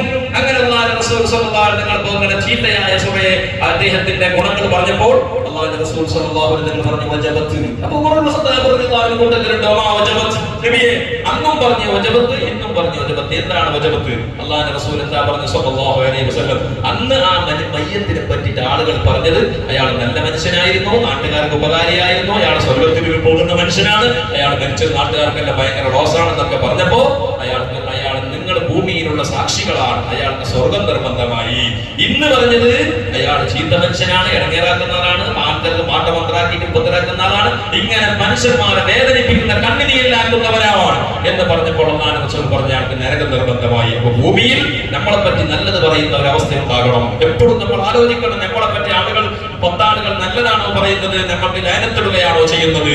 അത് നമ്മൾ എപ്പോഴും ആലോചിക്കണം. അത് നമ്മൾ ആലോചിക്കണമെങ്കിൽ, അത് നമ്മൾ തിരുത്തണമെങ്കിൽ നമ്മുടെ സ്വഭാവങ്ങൾ നന്നാകണം. നമ്മുടെ സ്വഭാവം നന്നാകണം. ഏറ്റവും അല്ലാഹു റസൂൽ സ്വല്ലല്ലാഹു അലൈഹി വസല്ലം പറഞ്ഞില്ലേ, അന സഈമുൻ ബിബൈതിൻ ഫീ അഅലൽ ജന്നതി ലിമൻ ഹസന ഖുലുഖുഹു. അല്ലാഹു റസൂൽ പറഞ്ഞു, ഞാൻ സ്വർഗ്ഗത്തിൽ 3 കൊട്ടാരം കണ്ടു. 3 കൊട്ടാരത്തിൽ ഒരു കൊട്ടാരം കണ്ടത് ഞാൻ, അതാ അല്ലാഹു റസൂൽ സ്വല്ലല്ലാഹു അലൈഹി വസല്ലം, ഞാൻ സാക്ഷിക്കാരനാണ്. നബി തങ്ങൾ പറഞ്ഞു, ഞാൻ ജാമീനാണ്. ജാമീൻ നിൽക്കൂ. ജാമീൻ നിൽക്കണമെങ്കിൽ ഉറപ്പല്ലേ? നബി തങ്ങൾ ജാമീൻ നിന്നാൽ പിന്നെ നമുക്ക് പേടിക്കാനുണ്ടോ? നബി തങ്ങൾ ജാമീൻ പാലിക്കുന്ന ആളാണല്ലോ. അല്ലാഹു റസൂൽ പറഞ്ഞു, സ്വർഗ്ഗത്തിൽ ഞാൻ ഇതാ ഏറ്റവും വലിയ മണിമാളികയിൽ വലിയ സ്വർഗ്ഗത്തിന്റെ മധ്യത്തിൽ നല്ലൊരു കൊട്ടാരം തരാമെന്ന് നിങ്ങൾക്ക് ജാമീൻ നൽകാം. ആർക്കാണത്? നല്ല സ്വഭാവമുള്ള ആളുകൾക്ക്. നല്ല സ്വഭാവമുള്ള ആളുകൾക്ക് എല്ലാവരോടും നല്ല സ്വഭാവം, സൽസ്വഭാവികളായി പെരുമാറുക. ആര് വന്നാലും എല്ലാവരോടും നല്ല സ്വഭാവം, പുഞ്ചിരിയോടുകൂടെ. അല്ലാഹു റസൂൽ സ്വല്ലല്ലാഹു അലൈഹി വസല്ലം പറഞ്ഞില്ലേ, നിന്റെ കയ്യിൽ ദീനാറും ദിർഹമൊന്നും കൊടുക്കാനില്ലെങ്കിൽ ആളുകളെ കാണുമ്പോൾ നല്ല പുഞ്ചിരിച്ചുകൊണ്ട് നല്ല അവരെ സ്വീകരിക്കുക. അത് സ്വതക്കയാണ്. ആളുകളെ നോക്കുമ്പോൾ ചില ആൾക്കാരെ കണ്ടെങ്കിൽ തന്നെ ചില ആൾക്കാർ എപ്പോഴും ഭയങ്കര ഇന്ത്യന്റെ പ്രധാനമന്ത്രി വന്ന മാതിരി ആൾക്കോ വിചാരിച്ചിട്ട് ഭയങ്കര ഗേൾസിൽ നിന്നെങ്കിൽ ആൾക്കാർ നമ്മളെ ഭയങ്കര വില ആ കാലം പോയി അതിന്റെ പണ്ട് ഇപ്പൊ ആരങ്ങനെ കളിച്ച് നിന്റെ അടുക്ക് മനുഷ്യന്മാരുണ്ടെങ്കിൽ കെട്ടപ്പുല് നിന്നിട്ട് നിന്റെ അടുത്തേക്ക് അങ്ങനെ വരുന്ന കാലെല്ലാം പോയി. അപ്പോ ജനങ്ങളോട് ഇടപെടുന്നത് കൊണ്ട് ജീവിക്കുക. എല്ലാവരോടും പുഞ്ചിരിയോടുകൂടെ, എല്ലാവരും നല്ല സ്വഭാവത്തോടു കൂടി. ഏറ്റവും വലിയ റസൂലുള്ളാഹി സ്വല്ലല്ലാഹു അലൈഹി വസല്ലം പറ്റി അല്ലാഹുവിന്റെ ഖുർആൻ എന്താ പറഞ്ഞത്? ഇന്നക ലഅലാ ഖുലുഖിൻ അദീം. തങ്ങൾ ഏറ്റവും നല്ല സ്വഭാവത്തിന്റെ ഉടമയാണ്. നബി സ്വല്ലല്ലാഹു അലൈഹി വസല്ലം തങ്ങളുടെ സ്വഭാവം കണ്ടിട്ടാണ് എത്ര ആളുകൾ അല്ലാഹുവിന്റെ റസൂൽ സ്വല്ലല്ലാഹു അലൈഹി വസല്ലം തങ്ങളുടെ അടുക്കലേക്ക് ഒരു ദിവസം ഒരു ജൂതനായ മനുഷ്യൻ വന്നു. എന്നിട്ട് അല്ലാഹുവിന്റെ റസൂലിനോട് പറഞ്ഞു, നബിയെ എനിക്ക് തങ്ങളുടെ വീട്ടിൽ ഒരു ദിവസം താമസിക്കണം, സൗകര്യം ചെയ്തു തരുമോ എന്ന് ചോദിച്ചു. അല്ലാഹുവിന്റെ റസൂൽ സ്വല്ലല്ലാഹു അലൈഹി വസല്ലം ആര് വന്നാലും സ്വീകരിക്കും. നബി തങ്ങൾ അങ്ങനെ ക്രിമിനൽ മൈൻഡുള്ള ആളുകളല്ല. ഇപ്പൊ പറയും അങ്ങനെ വന്നോനല്ല പരലോളൊക്കെ അങ്ങനെ കയറ്റാൻ പാട്ടം കൊടുക്കാൻ പാട്ടം. അതിപ്പോ ഞമ്മൾ അങ്ങനെയാ എന്ന് പറയാം. ഞാൻ എന്റെ ഭാര്യയോട് പറയുന്നത്, ആര് വന്നിട്ട് തുറന്നെങ്കിൽ ആര് വന്നിട്ട് വെച്ചെങ്കിലും ഡോർ ഓപ്പൺ ആക്കി എന്നെ കണ്ണീര് കൊടുത്തിട്ട് കടത്തിയത്. അങ്ങനെ കാലം അങ്ങനല്ല. ഞമ്മക്ക് അങ്ങനെ ഞമ്മക്ക് ആരും വിശ്വാസമില്ല. ഞമ്മക്കും അങ്ങനെ ഞമ്മടെ ആർക്കും വിശ്വാസമില്ല, ഞമ്മക്ക് ആരും വിശ്വാസമില്ല. അപ്പൊ ഈ കാലം അങ്ങനെ. അപ്പൊ അങ്ങനെ ഏതായാലും അത് നിബിധങ്ങൾ കാലത്ത് നിബിധങ്ങളെത്ത് മോചിതത്തിൽ കൊണ്ട് എല്ലാം മനസ്സിലാക്കാൻ കഴിയും. അള്ളാഹുവിന്റെ റസൂലിനോട് പറഞ്ഞ നബിയെ തങ്ങളെ വീട്ടിൽ എനിക്ക് നിൽക്കണം. അള്ളാഹുവിന്റെ ഹബീബായ റസൂലുള്ളാഹി സ്വല്ലല്ലാഹു അലൈഹി വസല്ലം തങ്ങളെ അങ്ങനെ പരിശോധിക്കാൻ വേണ്ടി വന്നതാണ്. അങ്ങനെ ഉറങ്ങി രാത്രി നോക്കുമ്പോൾ അങ്ങനെ ഈ ഉറങ്ങി ആ കിടന്ന അതേ വിരിപ്പിലൂടെ കമ്പിളിയിൽ അതിനെ തന്നെ കാഷ്ടിച്ചിട്ട് മൂത്തിരിച്ചിട്ട് വൃത്തികേടാക്കിയിട്ട് ആ മനുഷ്യൻ മുങ്ങി. സ്വബൈക്ക് മുന്നേ റസൂലുള്ളാഹി സ്വല്ലല്ലാഹു അലൈഹി വസല്ലം മദീനത്തെ പള്ളിയിൽ നിസ്കരിച്ച് വരുമ്പോൾ ഈ ഗസ്റ്റിനെ കാണുന്നില്ല. നോക്കുമ്പോൾ ദുർഗന്ധം കൊണ്ട് സഹിക്കാനും പറ്റുന്നില്ല. അള്ളാഹുവിന്റെ റസൂൽ സ്വല്ലല്ലാഹു അലൈഹി വസല്ലം തങ്ങൾ ആരോടും ഇല്ലായിരുന്നു. ഞമ്മാണെങ്കിലും ഉള്ള മക്കാമിനൊക്കെ എന്റെ പൈസ ഏതെന്റെ ദർഗക്ക് ഞങ്ങൾക്ക് വിശ്വാസം ആൾക്കല്ല മോന്റെ കാലം കൈ മുറിഞ്ഞിട്ട് വോട്ടിട്ട് ഞമ്മ ചെയ്യും. പിന്നെ കിടന്ന് പോയോ ഇത് പിന്നെയും കൂടി പറഞ്ഞില്ലെങ്കിൽ ഭദ്രമായി തന്നെ ചർച്ചയാക്കും. 500 ഈ രീതിയാണ് നമ്മളത്. അല്ലാഹുവിന്റെ റസൂൽ സ്വല്ലല്ലാഹു അലൈഹി വസല്ലം തങ്ങൾ എന്തായി സ്വന്തം കൈകൊണ്ട് ആരോട് സ്വഹാബത്തിനെ വിളിച്ചില്ല, മറ്റുള്ള സ്വഹാബത്തിനെ വിളിച്ചില്ല. നബിത്തങ്ങൾക്ക് ഒന്നിങ്ങനെ ഒരു സ്വീകരണാക്കി മദീനത്തെ സ്വഹാബത്ത് മുഴുവനും എന്ത് ചെയ്യാനും തയ്യാറായി നിൽക്കുന്ന നബിത്തങ്ങൾ ഏറ്റവും നല്ല സ്വഭാവത്തിന്റെ ഉടമയാണ്. അങ്ങനെ സ്വന്തം കൈകൊണ്ട് ഇങ്ങനെ അതിനെല്ലാം ശുദ്ധിയാക്കുമ്പോ ദൂരെ നിന്ന് വരുന്നു ആ മനുഷ്യൻ. പോകുമ്പോ എന്തായി ഞമ്മ പറഞ്ഞില്ല കാലക്കേണ്ടി അദ്ദേഹം ഓന്റെ കൊടാരി പനിയുടെ മറന്നിരിക്കും. മടു ഈ ജൂതന്മാർ കയ്യിലെല്ലാം ഓരോ മടു ഉണ്ടാവും, വിറ കൊണ്ടിട്ട് ജീവിക്കുന്നവർ ഈ മടു മറന്നിട്ട് പോയി. അങ്ങനെ തിരിച്ചു വരുമ്പോ പേടിച്ചിട്ട് വിറച്ചോണ്ട് ഭയങ്കര എന്താകും, കാരണം എന്ത് പറിച്ചൊക്കെ ജീവൻ പോയ ഒരു നമുക്ക് ഇത് നഷ്ടത്തിന്റെ സ്വന്തം പണിയല്ലേ. അതിനെടുക്കാൻ വേണ്ടി വരുമ്പോ അള്ളാഹുവിന്റെ റസൂൽ സ്വല്ലല്ലാഹു അലൈഹി വസല്ലം ഒന്നും അദ്ദേഹത്തിനോട് ചോദിച്ചില്ല, നീ എന്തിനെ ചോദിച്ചില്ല. അള്ളാഹുവിന്റെ റസൂലിനെല്ലാം ശുദ്ധിയാക്കിയിട്ട് അദ്ദേഹത്തിന് കുടിക്കാൻ പാനീയങ്ങളെല്ലാം കൊടുത്ത് മടുവെല്ലാം എടുത്ത് കൊടുക്കുമ്പോ ആ മനുഷ്യൻ പറഞ്ഞു, അശ്ഹദു അല്ലാ ഇലാഹ ഇല്ലല്ലാഹ് വ അശ്ഹദു അന്നക റസൂലുള്ളാഹ്. നമ്മളോ അള്ളാഹുവിന്റെ റസൂൽ ആ നിമിത്തങ്ങളുടെ ദഅവത്ത് എങ്ങനെയായിരുന്നു, നബിയുടെ സ്വഭാവം എങ്ങനെയായിരുന്നു, അങ്ങനെ ഒരു സ്വഭാവം, നല്ല സ്വഭാവം. ഞാൻ കഴിഞ്ഞ പറഞ്ഞില്ലേ, ആയിഷ റളിയല്ലാഹു അൻഹയുടെ പറയുന്നുണ്ടാവും റസൂലുള്ളാഹി സ്വല്ലല്ലാഹു അലൈഹി വസല്ലം തങ്ങൾക്ക് മറ്റൊരു ഭാര്യന്റെ പറയുന്ന നല്ല ഫുഡ് ഉണ്ടാക്കി കൊടുത്തയച്ചപ്പോ ആയിഷക്ക് റളിയല്ലാഹു അൻഹ ഭയങ്കര ചൂടായി. എന്ത് എന്റെ ഭാര്യ നിൽക്കേണ്ട നാളെ അക്കൗണ്ട് ചോറ് കൊടുക്കാൻ അറിയുന്നില്ലേ, എന്റെ മക്കൾക്ക് എന്റെ നമ്മള് രണ്ട് കെട്ടിയവരെ നമ്മുടെ നാട്ടിൽ, അതുകൊണ്ട് എന്തും പറയാം. ഒരു നാളത്ത് 2 കെട്ടിയവരെ വേറെ പറഞ്ഞു ഇത് ഞങ്ങൾക്ക് വെച്ചവരായല്ലേ. ഞാൻ പറഞ്ഞു നിങ്ങൾക്ക് കെട്ടിയെന്ന് അറിയിച്ചത് ഇപ്പൊ. അപ്പൊ അങ്ങനെ ചെയ്ത മനുഷ്യന്മാരും ഇപ്പൊ നമ്മള് 2 കെട്ടുന്ന മനുഷ്യന്മാർ കുറവാണ് അല്ലെ. പഴയ കാലത്ത് 2 കെട്ടിയാൽ അങ്ങനെ ആയിഷക്ക് ഭയങ്കര ചൂടായി. ഒറ്റ തട്ട് 110% ഒരു തട്ട് കെട്ടി. തട്ടിനെന്തായി, ഈ പാത്രമുള്ള ഒരു ഭാഗത്ത് തെറിച്ചിട്ട് അതിനുള്ള ഈ ഫുഡെല്ലാം എന്തായി 4 ഭാഗത്ത് ചിതറിക്കിടന്ന്. ഞമ്മ എന്താക്കും, 3 തലക്കും ചെല്ലിട്ട് അപ്പന്റെ പല്ല് കൊണ്ടാക്കിട്ട് വരും. ഇല്ലെങ്കിൽ ഒരു 10 ദിവസത്തേക്ക് പിന്നെ ഞമ്മ പോണതേ ഇല്ല. നമുക്ക് എന്ത് ഫുഡ് കിട്ടാനും ഒരു സാധ്യതയില്ല. അങ്ങനത്തെ ശിക്ഷയായിരിക്കും പിന്നെ കൊടുക്കാം. അല്ലാഹുവിന്റെ റസൂൽ സ്വല്ലല്ലാഹു അലൈഹി വസല്ലം തങ്ങൾ പുഞ്ചിരിച്ചുകൊണ്ട് അതിനെന്തായി പാത്രത്തിന് പറക്കി പെറുക്കിയ ഈ ഫുഡിനെല്ലാം പെറുക്കി എടുത്തിട്ട് ആയിഷയോട് പറഞ്ഞു, ആയിഷ എന്ത് ടേസ്റ്റ് അറിയാമോ, തിന്നാനും വിടൂല. അല്ലാഹുവിന്റെ റസൂൽ സ്വല്ലല്ലാഹു അലൈഹി വസല്ലം സ്വഭാവം കണ്ടപ്പോ ആയിഷ റളിയല്ലാഹു അൻഹ ആകെ കൊള്ളായി. ആയിഷ റളിയല്ലാഹു അൻഹ ആകെ സമാധാനായി. നബിയോട് ക്ഷമ ചോദിച്ചു, നബിയോട് മാപ്പ് ചോദിച്ചു. അതായിരുന്നു റസൂലുള്ളാഹി സ്വല്ലല്ലാഹു അലൈഹി വസല്ലം സ്വഭാവം. ഇതാണ് നമ്മുടെ ജീവിതത്തിൽ സ്വഭാവം. നമ്മൾ നിസ്കരിക്കുന്ന നോമ്പ് നോക്കുന്നതൊക്കെ ഈ സ്വഭാവം നന്നാക്കാനാണ്. നമ്മുടെ ഇബാദത്തുകളൊക്കെ നമ്മുടെ സ്വഭാവം ജനങ്ങളോട് ഇടപെടാൻ പഠിക്കണം, ആളുകളോട് ഇടപെടാൻ സംസാരിക്കാൻ പഠിക്കണം. അതുകൊണ്ടാണ് ഒരു ലീഡർഷിപ്പിലേക്ക് ഉണ്ടാവേണ്ട ഏറ്റവും വലിയ ഗുണം. ഇന്നത്തെ അതിന് പ്രത്യേക ട്രെയിനിങ്ങുകളും കാര്യങ്ങളും കൊടുക്കുന്നെങ്കിൽ ഒരു ലീഡർഷിപ്പിന് ഒരു നാട്ടിൽ ഏറ്റവും ലീഡർഷിപ്പിന് ഒരു സംഘടന ലീഡർഷിപ്പ് കൊടുക്കേണ്ടത് ആ സമൂഹത്തിലുള്ള എല്ലാവരോടും ഇടപെടാൻ പറ്റുന്ന ആളുകൾക്കാണ്. അപ്പോൾ ഏറ്റവും കൂടുതൽ ഇന്ന് ഇസ്രായേലിന്റെ ഒക്കെ ചരിത്രത്തിൽ പറയുന്നത് ഇസ്രായേലികൾ ഇത്രയും വലിയ ഉയർച്ചക്കെത്താൻ കാരണം അവർക്ക് ഇങ്ങനെ ആ മനുഷ്യരോട് ഇടപെടുന്ന പ്രത്യേകമായിരിക്കുന്ന സ്വഭാവങ്ങളിലൊക്കെ ഏറ്റവും കൂടുതൽ ട്രെയിനിങ് ക്ലാസുകൾ ചെന്നുകൊണ്ടിരിക്കുന്നത് ഇസ്രായേലിൽ നിന്നാണ്. റസൂലുള്ളാഹി സ്വല്ലല്ലാഹു അലൈഹി വസല്ലം തങ്ങളുടെ ഹദീസുകൾ ഏറ്റവും ഫോളോ ചെയ്ത് ജീവിക്കുന്നത് ഇസ്രായേലികളാണ്. നമ്മളോ ഏറ്റവും കൂടുതൽ അവരുടെ സ്വഭാവങ്ങളെല്ലാം അവർ മാനദണ്ഡമായി പഠിക്കുന്നത് റസൂലുള്ളാഹി സ്വല്ലല്ലാഹു അലൈഹി വസല്ലം ഹദീസുകളാണെന്ന് ഇസ്രായേലിന്റെ ചരിത്രങ്ങളിൽ നിന്നും പഠിക്കാൻ കഴിയും. അവർക്ക് അതിലൊക്കെ പരിപൂർണ്ണ വിശ്വാസമാണ്. അതുകൊണ്ടാണ് ഇസ്രായേലിന്റെ ചരിത്രത്തിലൂടെ അവസാന കാലഘട്ടം വരുമ്പോ ഇസ്രായേലിൽ എല്ലാവരും മുസ്ലിമീങ്ങളെ ഏറ്റുമുട്ടിയിട്ട് ഒരു ജൂതനും മുസ്ലിം ഏറ്റുമുട്ടും. എന്നിട്ട് ജൂതന്മാർ മരത്തിന്റെയും പാറകൾക്കിടയിലൂടെ അവർ പോയി ഒളിഞ്ഞു കിടക്കും. ജൂതന്മാർ പോയിട്ട് കിടക്കും. മുസ്ലിമീങ്ങൾക്ക് വിജയം കിട്ടി. പിന്നെ ഓർ കൊല്ലാൻ വേണ്ടി മുസ്ലിമീങ്ങൾ വാളെടുത്തിട്ട് പോകുമ്പോ അങ്ങനെ ഓർ മരത്തിന്റെ ചുവട്ടിൽ ഇതുപോലെ തന്നെ കല്ലുകൾക്കിടയിൽ ഒളിച്ചിട്ട് ഇങ്ങനെ തപ്പിട്ട് നിൽക്കും. നമ്മൾ പറഞ്ഞത് ഒളിഞ്ഞു കിടക്കും. ആ സമയത്ത് അതിന്റെ പോകുമ്പോൾ മുസ്ലിം പോകും പറയും, യാ മുസ്ലിം ബറാഹി യഹൂദിയും, യാ മുസ്ലിം ബറാഹി യഹൂദിയും. മരം വിളിച്ചു പറയും, അതുപോലെ തന്നെ കല്ലുകൾ വിളിച്ചു പറയും, ഇല്ലൽ ഖർഖദ. ഖർഖദ് എന്ന് പറയുന്ന ഒരു മരമുണ്ട്. ആ മരം അത് യഹൂദികൾക്ക് സപ്പോർട്ട് നിൽക്കുന്ന മരമാണെന്ന് ആരാ പറഞ്ഞത്? നൂറ്റാണ്ടുകൾക്ക് മുമ്പ് മുഹമ്മദ് റസൂലുള്ളാഹി. ഇന്ന് ഇസ്രായേലിന്റെ ചരിത്രത്തിലൂടെ നമ്മൾ നമ്മുടെ കൂടെ ഉണ്ടായിരുന്നു. ഇസ്രായേൽ നമ്മൾ കണ്ടതാണ് മരം, ഖർഖദ് മരം. നമ്മുടെ നമുക്ക് കാണിച്ചു. നമ്മൾ ആ മരം അടുത്തുനിന്ന് നോക്കാൻ കഴിഞ്ഞു.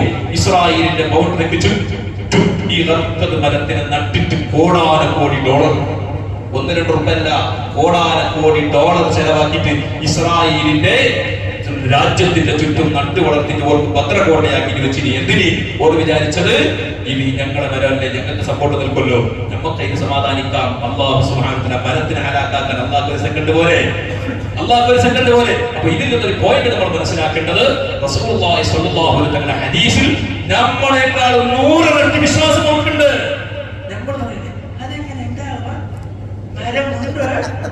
പൊട്ടപ്പൻ നിബിധങ്ങൾ പറഞ്ഞിട്ടാണ് ഇങ്ങനെ ചോദിക്കുന്നത്, നീ എന്ത് മുഅ്മിനാണ്? റസൂലുള്ളാഹി സ്വല്ലല്ലാഹു അലൈഹി വസല്ലം പറഞ്ഞ ഒരു കാര്യം, അത്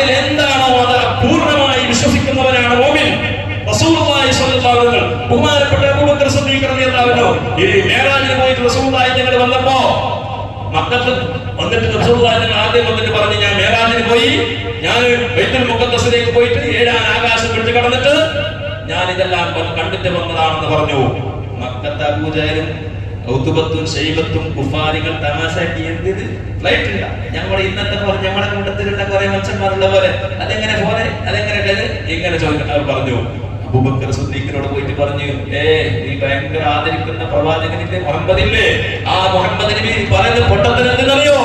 ഇന്നലെ രാത്രി മക്കത്തിൽ നിന്ന് ബൈത്തുൽ മുഖദ്ദസിലേക്ക് പോയിട്ട് 7 ആകാശം വിട്ടുകടന്നിട്ട് ഒരു മാസങ്ങളോളം പോണം മക്കത്തിൽ നിന്ന് ബൈത്തുൽ പലസ്തീനിലേക്ക് പോകണമെങ്കിൽ, ആ കുതിരയിലോ ഒട്ടകത്തിലോ പോകണമെങ്കിൽ ഒരു രാത്രിയിൽ പോയിട്ട് രാത്രിക്ക് പിന്നെ എല്ലാം കഴിഞ്ഞിട്ട് വന്നിട്ട് പറഞ്ഞു. അബൂബക്കർ സിദ്ദീഖ് റളിയല്ലാഹു അൻഹു ചോദിച്ചു, എന്റെ നബി പറഞ്ഞോ? നബി പറഞ്ഞു, ഞാൻ വിശ്വസിച്ചു. എന്റെ മുഹമ്മദ് പറഞ്ഞിട്ടുണ്ടെങ്കിൽ അത് സത്യമാണ്, വിശ്വാസം അതാണ് ഈമാൻ. അതുകൊണ്ടാണ് ഈമാൻ. അവ്വലുമൻ ആമന ബി അബൂബക്കർ, അവ്വലുമൻ സദ്ദഖനി അബൂബക്കർ, അവ്വലുമൻ യദ്ഖുലുൽ ജന്നത മിൻ ഉമ്മത്തി അബൂബക്കർ. അബൂബക്കർ സിദ്ദീഖ് ഒന്നാമനാകാൻ കാരണം നബി തങ്ങൾ എന്ത് പറഞ്ഞു അത് വിശ്വസിക്കലാണ് നമ്മുടെ ഈമാൻ. ആ ഒരു ഈമാനിലേക്ക് യഖീനിലേക്ക് നമ്മൾ എന്തുകൊണ്ട് എത്തിയില്ല? നമ്മൾ ആധുനികപരമായിട്ട് നമ്മൾ ഉയർച്ച പ്രാപിച്ചു, നമ്മൾ ഉണർന്നിട്ടുണ്ട്. ആത്മീയപരമായിട്ട് നമ്മൾ പിന്നോക്കമാണ്, ആത്മീയതയിലേക്ക് നമ്മൾ മടങ്ങിയിട്ടില്ല. അതുകൊണ്ട് പൊന്നാര മുഅ്മിനീങ്ങളോട് പറയാനുള്ളത്, ജീവിതം നന്നാക്കണം, സ്വഭാവം നന്നാക്കണം, ആളുകളോട് നന്നായി സ്നേഹിക്കണം, എല്ലാവരോടും. ചെറിയവരെ ബഹുമാനിക്കാത്ത, കാരുണ്യം കാണിക്കാത്തവരും വലിയവരെ ബഹുമാനിക്കാത്തവരും എന്റെ സമുദായത്തിൽപ്പെട്ടവരല്ല. ലൈസമില്ല. വലിയവനോട് കരുണയില്ലേ, ബഹുമാനില്ലേ? നമ്മൾ ചില ആൾക്കാരുണ്ട് 80 വയസ്സായതിന് പേരേറ്റല്ലേ വിളിക്കുന്നത്, അല്ലെ? 80 വയസ്സായതിന് പേരേറ്റല്ലേ മുഹമ്മദ് ഖാദർ ഇബ്രാഹിം ഇങ്ങനെ വിളിക്കാം. ഓൻ ഇത്ര വയസ്സ്, ഓൻ 22 വയസ്സ്, ഓൻ എല്ലാവരും പേരേറ്റ് വിളിക്കുന്നത് ശരിയല്ല. അവനവന്റെ സ്ഥാനത്തിനനുസരിച്ചിട്ട് പെരുമാറാൻ പഠിക്കണം. ഒരാൾക്ക് ഒരു സ്ഥാനമുണ്ടെങ്കിൽ ആ സ്ഥാനം കൊടുത്തുകൊണ്ട് പെരുമാറാൻ പഠിക്കണം. അതാരോടാണെങ്കിലും ശരി. നമ്മളെക്കാൾ ചെറിയവർക്ക് സ്ഥാനം ഒരാൾക്ക് കിട്ടുന്ന അതിന് ആ സ്ഥാനത്തിനനുസരിച്ചിട്ട് പെരുമാറണം. ആളുകളെ അവരുടെ സ്ഥാനത്തിന് ബഹുമാനത്തിനനുസരിച്ചിട്ട് പെരുമാറണം. ആളുകളെ ആരും ഇൻസൾട്ട് ചെയ്യാൻ പാടില്ല, ആരും നിസ്സാരമാക്കാൻ പാടില്ല. നിസ്സാരമാക്കുക എന്നുള്ളത് ഒരു മുഅ്മിനിന്റെ സ്വഭാവത്തിൽപ്പെട്ടതല്ല.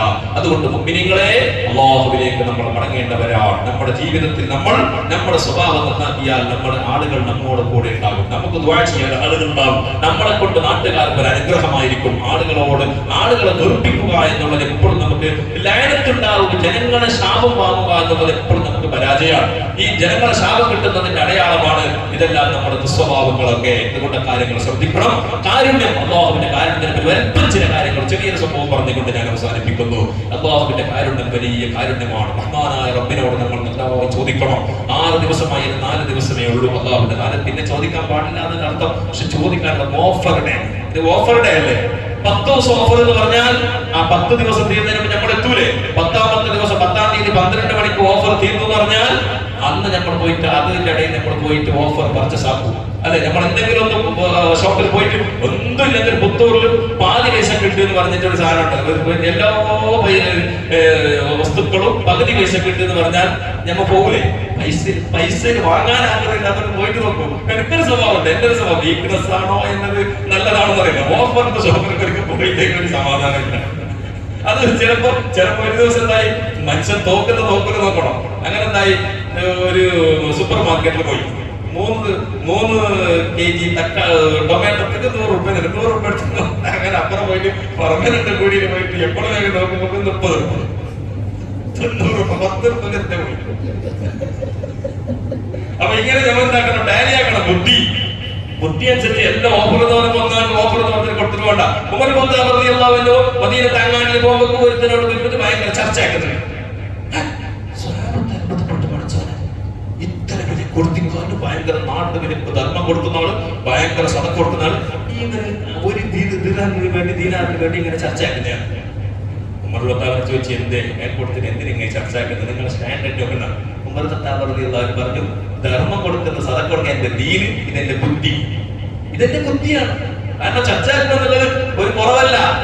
വീടിക്കാർക്ക് ചോദിക്കുന്നത് പോയിട്ട് കൂടിയാണെങ്കിൽ ചർച്ചയാക്കി പറയും. ഈ വ്യത്യാസം വാക്കാക്കി ഇതുവരെ ചർച്ച ഉണ്ടായിട്ടില്ല, അത് തുടങ്ങി.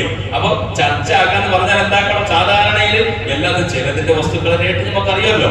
ഇപ്പൊ നമുക്ക് നിങ്ങൾ മറ്റേ ഈ അണ്ണന്മാർ തമിഴന്മാർ മറ്റവരൊക്കെ വരുന്നില്ലേ, അതിന്റെ പുസ്തകങ്ങളൊക്കെ വരുന്നു. ഒരു കമ്പിളിക്ക് എത്ര 1400 തന്നെ ഫസ്റ്റ് 400 ചർച്ചയാക്കിയില്ലെങ്കിൽ നമ്മളെ പൈസ ഇസ്ലാമല്ലേ. അപ്പൊ അതുകൊണ്ട് നമ്മൾ എന്താക്കണം, ഇത്തരം കാര്യങ്ങൾ നമ്മൾ ശ്രദ്ധിക്കണം. ഓഫറിന്റെ നാളാണ് റഹ്മത്തിന്റെ മുത്ത്. നല്ലോണം അള്ളാഹുവോട് ചോദിക്കണം റഹ്മത്ത്, പടച്ചവനോട് എപ്പോഴും ചോദിക്കണം. റഹ്മത്തില്ലാതെ നമുക്ക് ഇന്ന് ഇരുന്ന് ഇപ്പൊ ഭാഗം കേൾക്കാൻ നിങ്ങൾ ഇരുന്നിട്ടില്ലേ, ഇരുന്നത് എണിക്കണമെങ്കിൽ അള്ളാഹുന്റെ റഹ്മത്തില്ലാതെ കഴിയൂല. ഞാനിവിടെ നിന്ന് ഇരിക്കണമെങ്കിൽ അള്ളാഹുന്റെ റഹ്മത്തിന് ഈ കൈകനായി. ഇപ്പൊ ഇന്നലെ ഞാൻ ഒരു ഉസ്താദ് വിളിച്ചെടുക്കും. പറഞ്ഞു, ഉസ്താദെ ഒരു കുട്ടീനെ കൊണ്ടുവന്നിട്ട് ഒരു ചികിത്സിക്കുന്ന ഉസ്താദാണ്. അങ്ങനെ അദ്ദേഹം ഈ കുട്ടീന്റെ മേലെ പൊടിച്ച കൈ രാവിലെ 9 മണിക്കൊന്ന കൈ ഇങ്ങോട്ടായ മേലെ ഉയർത്തിയ കൈ താഴോട്ട് വരുന്നേയില്ല. ഡോക്ടർമാർക്ക് പോയി ഇഞ്ചക്ഷനായി എന്തായാലും ഒന്നും ശരിയാവില്ല. അവസാനം ഈ ഉസ്താദിന്റെ കൊടുന്നു. അയാളെന്തോ വന്നിട്ട് ചോദ്യം, അങ്ങനെ കുറെ ടെക്നിക്കൽ ആക്കി നോക്കുന്നതായി എന്തോ ഒരു തന്ത്രപരമായി ഉണ്ടാക്കുമ്പോൾ കൈ താണു. അപ്പൊ ഞാൻ വിചാരിച്ചത്, ഈ മേലെ ഉണ്ടായ കയ്യെക്കാലം താത്താൻ കഴിഞ്ഞില്ലെങ്കിൽ എന്തായിരിക്കും അവസ്ഥ? ഉദാഹരണം ഇങ്ങനെ ആയി വെച്ചോ. അപ്പൊ നമ്മൾ ആലോചിക്കേണ്ട വിഷയം, ഒരാളെ അടിക്കാൻ വേണ്ടി, ഒരു മദ്ലൂമായ മനുഷ്യനിക്ക് അടിക്കാൻ വേണ്ടി നമ്മളെ കൈ ഇങ്ങനെ പൊക്കി, മദ്ലൂമിന്റെയും അവന്റെ ദുആന്റെ ഇടയിൽ മറയില്ല എന്നുള്ളതാണ്. ഒരാൾ ഒരാൾ ആക്രമിച്ചു, കാരണമില്ലാതെ ഒരാളെ ഫിത്തിനുണ്ടാക്കി, കാരണമില്ലാതെ ഒരാൾ അടിച്ച്, കാരണമില്ലാതെ ഒരാൾ ഉപദ്രവിച്ച്, അങ്ങനെ ഓനെന്താ അടിക്കാൻ വേണ്ടി കൈ ഇങ്ങനെ പൊക്കുമ്പോ അപ്പൊ ഓർമ്മ വരണോ, ഞാൻ പൊക്കി കൈ ഇങ്ങനെ ആക്കിയിട്ട് ഇങ്ങനെ ഇവിടെ ബാക്കിയായി സ്റ്റെക്കായെങ്കിലും എന്താക്കും കഴിയും? ഒന്നും ചെയ്യാൻ പറ്റില്ല. പടച്ചോനെ അവിടെ പിന്നെ എനിക്ക് ചിലപ്പോൾ ലക്ഷക്കണക്കിന് രൂപ ചെലവാക്കേണ്ടി വരും. അപ്പൊ ഓർക്കണം, പടച്ചോനെ അള്ളാന്റെ കാരുണ്യാണ് എന്റെ കൈ താഴോട്ട് ഇത് ഒരു എന്തെങ്കിലും ഒരു ബോൾട്ട് ഉണ്ടാകും. ഇപ്പൊ ഒരു ബോൾട്ട് ലൂസ് ബോൾട്ട് ലൂസ് ആണെന്നുള്ളത് ഇപ്പൊ ശരീരത്തിന് എന്തെങ്കിലും ഉണ്ടാകും, ഒന്നുമില്ല. സ്വിച്ച് ഉണ്ടാകും, ഒന്നുമില്ല. നമ്മൾ പോയിട്ട് ഇങ്ങനെ മൂത്രിക്കാൻ വേണ്ടി ഇങ്ങനെ ഇരിക്കുമ്പോ അവിടെ കുതിർന്നിട്ട് നമുക്ക് ഓട്ടോമാറ്റിക്കായി വന്ന് സ്വിച്ച് ഇടാനുണ്ട. അതിന് കണക്ഷൻ ഉണ്ട്. കറണ്ട് ഇല്ല. ഇപ്പൊ കറണ്ട് സിസ്റ്റം ആണെങ്കിൽ കറണ്ട് പോയിട്ട് കഴിയും. കറണ്ട് വേറെ ശരീരത്തിനൊക്കെ ഓടിപ്പിക്കേണ്ടി വരട്ടി ഒരു വെട്ടി പിടിച്ച് നടക്കട്ടെ. അന്നാലൊരു കുതിരത്തല്ല, അന്നാലൊരു കാരുണ്യന്റെ മുന്നിലുകളെ എത്ര മനോഹരമാണ്, ഒരു മനോഹരമാണ്. നമ്മൾ ചിന്തിക്കും, നമ്മളെ കണ്ണ് മുമ്പിലേക്ക് നമ്മൾ ഇന്ന് വരെ നമ്മൾ അഹങ്കരിക്കുന്നല്ലേ. എന്റെ ബാക്ക് ഇന്ന് വരെ ഞാൻ കണ്ടില്ല, എന്റെ നിങ്ങളെ മുതുക് കണ്ടില്ല. കണ്ണാടി കണ്ടതിന് വിഷയപ്പെട്ട് അതല്ല, അത് കണ്ണാടി എന്നുള്ള വേറെ. അള്ളാഹു എന്റെ അതല്ല, മനുഷ്യനെ ആലോചിക്കേണ്ടതാണ്. മനുഷ്യൻ നിസ്സാരനാണ്, നീ ഒന്നും അഹങ്കരിക്കാനുള്ളതല്ല. അള്ളാഹു എന്റെ മനുഷ്യനെ വായിൽ പ്രസവിക്കാൻ ഉമ്മാന്റെ വായിലൂടെ വരാൻ അള്ളാഹു ശിഷ്ടമാക്കാതെ ഈ ഗുഹ്യസ്ഥാനത്തിലൂടെ ഇത്തരം വലിയ മനുഷ്യനെ പുറത്തേക്ക് എടുക്കാൻ കഴിയുന്നെങ്കിൽ അള്ളാഹ് വായിലൂടെ ഛർദ്ദിപ്പിക്കാൻ അള്ളാഹ് കഴിയും. അള്ളാഹ് കഴിയാത്ത ഒന്നുമില്ല. എന്തേ മനുഷ്യ വായിലൂടെ വന്നില്ലെങ്കിൽ അഹങ്കാരം നമുക്ക് ചിന്തിക്കുന്നതായി ഏറ്റവും നിസ്സാരമായ 2 ദ്വാരത്തിലാണ് അങ്ങോട്ട് പോയിട്ട് ഇങ്ങോട്ട് വന്നതാണ്. ഉപ്പാന്റെ പുരുഷന്റെ ഗുഹ്യസ്ഥാനത്തിലൂടെ വലിയ തുള്ളിയായിട്ട് അങ്ങോട്ട് പോയിട്ട് ഉമ്മാന്റെ മനുഷ്യന്റെ ഏറ്റവും കൂടുതൽ വെറുക്കുന്ന അവയവാകുന്ന ഗുഹ്യസ്ഥാനത്തിലൂടെ ഇങ്ങോട്ട് വന്നവരാണ് നമ്മളെല്ലാവരും. പിന്നെ എന്തിന് നമ്മൾ അഹങ്കരിക്കണം? നമുക്ക് അഹങ്കരിക്കാൻ എന്തുള്ള ഒന്നുമില്ല. നമുക്ക് അഹങ്കാരം കാണിക്കാനൊന്നുമില്ല. അതുകൊണ്ട് എന്റെ പ്രിയപ്പെട്ട മോമിനിങ്ങളെ, അള്ളാഹുവിന്റെ കാരുണ്യം നമ്മൾ മനസ്സിലാക്കണം, റബ്ബിന്റെ കാരുണ്യം നമ്മൾ മനസ്സിലാക്കണം. അള്ളാഹുവാണ് നമുക്ക് ഈ ശരീരത്തിന്റെ ഇത്രയും സുഖങ്ങളും സന്തോഷങ്ങളെല്ലാം തന്നത്. എന്നിട്ട് ആ സന്തോഷങ്ങൾക്ക് നമുക്ക് ഒരാളെ നമ്മൾ ഉപദ്രവിക്കാൻ, ഞാൻ പറഞ്ഞത് മന്ദവുമായ മനുഷ്യന്റെ ദ്വാക്കും അള്ളാഹിന്റെ ഇടയിൽ മറയില്ല എന്നുള്ളതാണ്. ഒരാളുടെ അടിച്ച് അള്ളാഹുവിന് കൊടുന്ന് പറഞ്ഞ് അവന് കൊടുത്തെന്ന് പറഞ്ഞെങ്കിൽ അത് കൊടുത്തിട്ടേ ദുനിയാവ് ആസ്വദിച്ച് അനുഭവിച്ചിട്ടേ ദുനിയാവെന്ന് വലിപ്പത്തിന്. അത് മുസ്ലിമായാലും ശരി, ക്രിസ്ത്യാനിയാണെങ്കിലും ശരി, ചെറിയവനാണെങ്കിലും ശരി. വെറുതെ ഒരാൾ ആക്രമിച്ചിട്ടുണ്ടാ. ഒരു പണ്ടുകാലത്ത് ചരിത്രത്തിൽ പറയുന്നില്ല, ഒരാള് ഒരു മീൻ എന്തായി, ഒരു മീൻപിടുത്തക്കാരനുണ്ടായി. ആ മീൻപിടുത്തക്കാരൻ വലിയൊരു മീൻ കിട്ടി. മീൻ പിടിച്ചിട്ട് അവനെ പിടിച്ചു പറ്റി ഒരുത്തന് പൊട്ടിപ്പിടിച്ചിട്ട് നമുക്ക് മോന് എന്ത് ചെയ്യാൻ കഴിയുന്നില്ല. മോന് പാവം മിസ്കീനാണ്, അവനെ പിടിച്ചിട്ട് ജീവിക്കാൻ വേണ്ടിയിട്ടാണ്. വലിയ മീൻ കിട്ടി നമ്മൾ മാർക്കറ്റിലുള്ള ഒരുത്തന് വലിയ കയ്യൂക്കുള്ളവർ പിടിച്ചിട്ട് പെട്ട്. അങ്ങനെ എന്തായി, അവൻ അള്ളാനെ പറഞ്ഞു, പഠിച്ചവനെ എനിക്ക് കൂവത്തില്ല, ഓന് കൂവത്തുണ്ട്, ഓൻ വലിയ ആളാണ്, ഞാൻ ചെറിയ ആളാണ്, എനിക്ക് ജനബലമില്ല, ആൾക്കൂട്ടമില്ല, രാഷ്ട്രീയ സപ്പോർട്ടൊന്നും ഇല്ല, അതുകൊണ്ട് പഠിച്ചവനെ നീ കൊടു. അങ്ങനെ എന്തായി, അദ്ദേഹത്തിന് അള്ളാഹു ദുആ ചെയ്തു. ആ മീനും കൊണ്ടുപോയിട്ട് കട്ടാക്കുമ്പോ അവന്റെ മറ്റേ കരടിലേക്ക് ഒരു മുള്ളു നിറച്ചു. അങ്ങനെ അതിങ്ങനെ പഴുത്ത് പോയതായി കുറച്ചിങ്ങനായി മരുന്ന് കട്ടാക്കി, കൈ കട്ടാക്കി മുട്ടുവരെ കട്ടാക്കി, അങ്ങനെ ശരീരത്തിലേക്ക് ആകെ വന്നു. അങ്ങനെ അദ്ദേഹം എന്തായി ഒരു മഹാപണ്ഡിതന്റെ അടുക്കലേക്ക് പോയി ചോദിച്ചു, എന്താണ് സംഭവം? ആ സമയത്ത് പറഞ്ഞു, ആരെങ്കിലും ഉപദ്രവിച്ചിട്ടുണ്ടാ? ആ സമയത്ത് പറഞ്ഞു, ഞാനൊരു പാവപ്പെട്ടവർ മനുഷ്യന്റെ കയ്യിൽ നിന്ന് ഒരു മീൻ പിടിച്ചെടുത്തിട്ട് അതേ മീനിന്റെ മുള്ള നിറച്ചിട്ടാണ് ഞാൻ എങ്ങനെ ആയത് പറഞ്ഞു. അദ്ദേഹത്തിനോട് പോയിട്ട് മാപ്പ് ചോദിക്കാതെ നിന്റെ രോഗം മാറൂല. അദ്ദേഹം അവനെ ആ നാട്ടിലൂടെ അകിടി മനസ്സിലാക്കി. അങ്ങനെ അവസാനം ആ മനുഷ്യനെ കൊണ്ടുപോയി കണ്ടെത്തി. അയാൾ മാപ്പ് ചോദിച്ചു. അയാൾക്ക് വേണ്ടി നല്ല പൈസയും പല അധികങ്ങളെല്ലാം കൊടുത്തു. പൊരുത്തപ്പെടിച്ച ശേഷം അദ്ദേഹം തനിയെ രോഗം മാറി. ഇങ്ങനെ എത്രയോ നമ്മൾ ചിന്തിക്കണം. എത്രയോ നമുക്കൊരു രോഗം വരുമ്പോ, നമുക്കൊരു പ്രയാസം വരുമ്പോ നമ്മൾ ആലോചിക്കണം, പെട്ടെന്ന് മരുന്ന് വാങ്ങണത് വേറെ കാര്യം, ആരെങ്കിലും സാവായിരിക്കുമോ എന്ന് നമ്മൾ ചിന്തിക്കണം. അതിനെന്തെങ്കിലും ഒരു ഇടങ്ങേറ് വരുമ്പോ ആരെങ്കിലും ഞമ്മ വേദനിപ്പിച്ചിട്ടുണ്ടാ, ഞമ്മ ചിന്തിക്കുന്ന ഇങ്ങനെ, ഞമ്മക്ക് ആരെങ്കിലും മാട്ടാക്കിനപ്പാ, ഓനെന്തെങ്കിലും ആക്കിയിട്ടുണ്ടോ, ഇങ്ങനെയാണ് അത് ചിന്തിക്കുന്നതിന്. പിന്നെ ഞമ്മ അങ്ങോട്ട് ആരെങ്കിലും ഇടങ്ങിയതാക്കിയിട്ടുണ്ടോ എന്ന് ചിന്തിക്കണം. അപ്പൊ നമുക്ക് ഓർമ്മ വരുമ്പോ പഠിച്ചോനെ പൊരുത്തപ്പെട്ടതാ, അള്ളാഹിന്റെ മാത്രം പൊരുത്തപ്പെട്ട മതിയല്ല. ഓനെ ഇടങ്ങിയതാക്കിയാൽ പോയിട്ട് ഓനെന്താക്കണം, എന്തെങ്കിലും പറ്റുന്നത് ഓന് ചിലപ്പോ നാളെ കെടുത്തിട്ടുണ്ടാവും. ഓന് 500 കൊടുത്തിട്ട് നല്ല പെൺകുട്ടിയിൽ പപ്പടിക്കൽ പറയണ്ട, അവന്റെ പിന്നെന്താ ഓൻ പേടിച്ചിട്ട് വന്നേന്ന് പറയും. നല്ല പെൺകുട്ടി കൊടുത്തിട്ട് 500 ഹോട്ടലിൽ പോയിട്ട് നല്ലൊരു അൽഫാമൊക്കെ തന്നിച്ചിട്ട് 500 കൊടുത്തിട്ട്, അല്ലെങ്കിൽ ഞാൻ നിന്നെ പറഞ്ഞത് ചെറിയ ബേജാറുണ്ടെന്ന് എനിക്കറിയോ, ഓനോട് ഇത് പറയണ്ട, നീ നിന്റെ ബുദ്ധിമുട്ടാക്കിയത് കണ്ട് തലവേദന മാറിയിട്ട് ഓടി നാട്ടിടിയ പാടും. എന്റെ ഭർത്തക്കെട്ട് ഞാൻ ഓ പറഞ്ഞു നടക്കൂലെ, എന്റെ ഭർത്തക്കെട്ട് ഒരിക്കലായി അതൊന്നും പറയാൻ നിൽക്കണ്ട. എനിക്ക് നിന്റെ മുഖം കാണുമ്പോൾ തോന്നി, ചെറിയ നിനക്ക് എന്നോട് ബേജാറായിട്ട് തോന്നിയിട്ടുണ്ട്, ഒരു കെട്ടിൽ 500 രൂപ പോകുമ്പോ നല്ലൊരു കൊയ്യന്റെ അടുത്തോ എനിക്ക് മാപ്പാക്കിയത് തീർന്ന പ്രശ്നം, അടുത്ത പ്രശ്നം. പിന്നെ ഓരോ നിൽക്കുന്നതായിരിക്കും, അള്ളാഹു അയാളെ രോഗം മാറ്റണേ. ഇങ്ങനെ നമ്മൾ ചെയ്യണം. നമ്മളെല്ലാം വെറും പള്ളിക്കും മാറ്റുന്ന കാര്യങ്ങൾക്ക് മാത്രം നമ്മൾ കൊടുത്തില്ല, ഇത്തരം ആളുകൾക്കൊക്കെ ചെയ്യണം. അതുകൊണ്ട് ഞാൻ ചെറിയ സംഭവം പറഞ്ഞു നിർത്തുന്നു. ബഹുമാനപ്പെട്ട മൂസാ നബി അലൈഹി സ്വലാത്തു വസ്സലാമിന്റെ കാലത്ത് ബനൂ ഇസ്രായേലികളുടെ കാലത്ത് ഏറ്റവും വലിയ കുറ്റവാളിയായ ദോഷിയായ ഒരു മനുഷ്യനുണ്ടായിരുന്നു.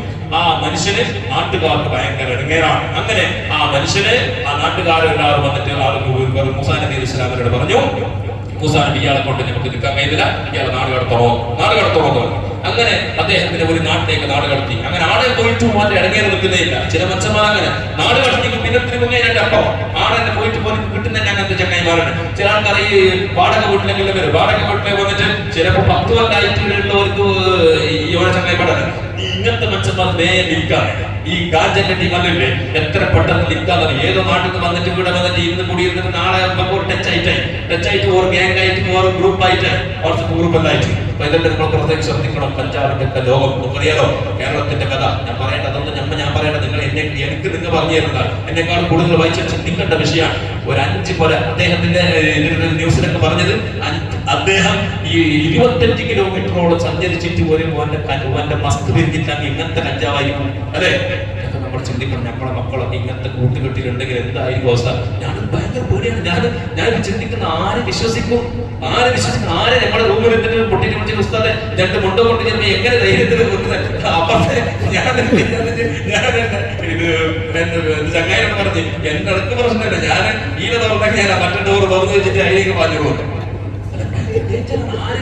ഈ അടുത്ത് ഉപ്പിനക്കടി ഭാഗത്ത് ഒരു പള്ളിയിൽ ഉസ്താദിനെ അറ്റാക്കാൻ പോയി അയാൾ പറഞ്ഞു. അടുത്തത് ഇത് അമേരിക്കന്റെ കഥ, തിരുവനന്തപുരത്തിന്റെ കഥ വേണ്ട.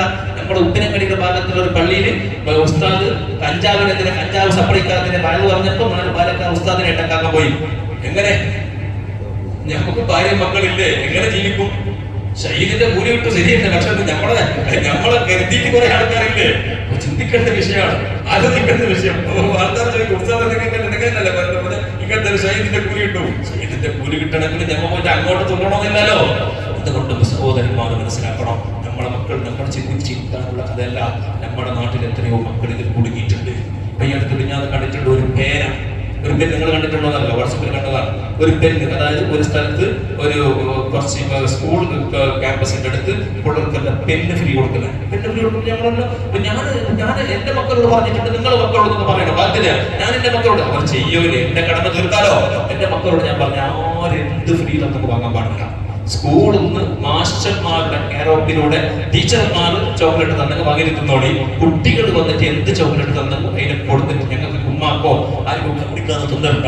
അപ്പൊ ഇതുവരെ ഇപ്പൊ ഈ 4ാം ക്ലാസ് വരെ അൽഹംദുലില്ലാഹ് ഉണ്ട്. അള്ളാഹു നമ്മളെ നിങ്ങൾ എല്ലാവരും മക്കളും അള്ളാഹു സ്വാലിഹീങ്ങളാക്കട്ടെ, അനുസരിക്കുന്ന മക്കളാക്കട്ടെ. കാരണം ഏതെല്ലാം രീതി ഈ പേന തുറന്ന് നോക്കുമ്പോൾ അതിന്റെ ഉള്ളിൽ ഒരു സിഗരറ്റ് മറ്റേ ക്രിസ്റ്റോൾ പോലത്തെ സാധനം, വലിക്കുന്ന സിഗരറ്റ് പോലത്തെ സാധനം, അതില് കാഞ്ച ചെറിയ മക്കൾക്ക് വേണമെന്ന ഇത് നിറച്ചിട്ട് അതിനെ തുറന്ന് നോക്കുമ്പോൾ നല്ല വലിക്കുന്ന അപ്പൊ ട്രൈ നോക്കൂലേ. ഈ രീതിയിൽ ഇങ്ങനെ എന്തെല്ലാം നടക്കുന്നു സമൂഹത്തിൽ. ഇതെല്ലാം ഇവിടുത്തെ നിയമകാരന്മാരെ ഗവൺമെന്റിന്റെ സർക്കാരിന്റെ അനുമതിയോട് കൂടെ തന്നെയാണ് നടക്കുന്നത്. അതെല്ലാം ബിസിനസ് ആക്കി മാറിയത്. നമ്മൾ വിചാരിക്കുന്ന കേസ് കൊടുത്തിട്ട് ഒന്നും കാര്യമില്ല. നമ്മുടെ മക്കളെ നമ്മൾ ശരിയാക്കാന്നല്ലാതെ വേറൊരു വഴിയില്ല. നമ്മുടെ മക്കളെ നമ്മൾ ശരിയാക്കാം. നമ്മുടെ നാട്ടിലുള്ള മക്കൾക്ക് നമ്മളെല്ലാവരും കൂട്ടമായിട്ട് ബാല്യക്കാരനെ കൂടിയിട്ട് കമ്മിറ്റിക്കാരനെ കൂടിയിട്ട് ഈ എന്തെങ്കിലും പരിഹാരമാക്കി. ബാക്കിയുള്ള കാര്യങ്ങൾ അനാവശ്യമായ കുറെ ചർച്ചകൾ, കുറെ കാര്യങ്ങൾ അതൊന്നല്ല. ഈ എന്തെങ്കിലും ഒരു പരിഹാരമാക്കി നമ്മളെ ജമാഅത്തിൽ ധാർമ്മികത ഉണ്ടാക്കാൻ എന്തെങ്കിലും ഒന്നാക്കി. വെച്ച് പോകുന്ന ആളുകൾക്ക്, വ്യഭിചാരത്തിലേക്ക് പോകുന്ന ആളുകൾ, രാത്രി സമയത്ത് വ്യഭിചാരത്തിലേക്ക് പോകുന്ന എത്രയോ ബാല്യക്കാർ, എത്രയോ ആളുകൾ അങ്ങാടിക്ക് അവർ ഇതിനെല്ലാം എന്തെങ്കിലും ഒരു പരിഹാരം നാട്ടുകാർ നല്ല നല്ല ലീഡർമാർ നമ്മുടെ നാട്ടിലെ കമ്മിറ്റിക്കാരും നാട്ടിലെ നല്ല നല്ല ബാല്യക്കാരെ മനസ്സിന്റെ പ്രവർത്തനം ഈ എന്തെങ്കിലും ഒരു പരിഹാരം കണ്ടെത്തണം. ഇല്ലെങ്കിൽ നമ്മുടെ നാട് നശിച്ചു പോകുമ്പോൾ അല്ലാഹു സലാമത്താകട്ടെ. അങ്ങനെ ആ മനുഷ്യനെന്തായി ആ നാട്ടിൽ പോയിട്ട് അങ്ങനെ തന്നെയായി. അങ്ങനെ ആ നാട്ടിൽ നിന്നും അദ്ദേഹത്തിന് നാടുകടത്തി, 2 നാട് നാടുകടത്തി.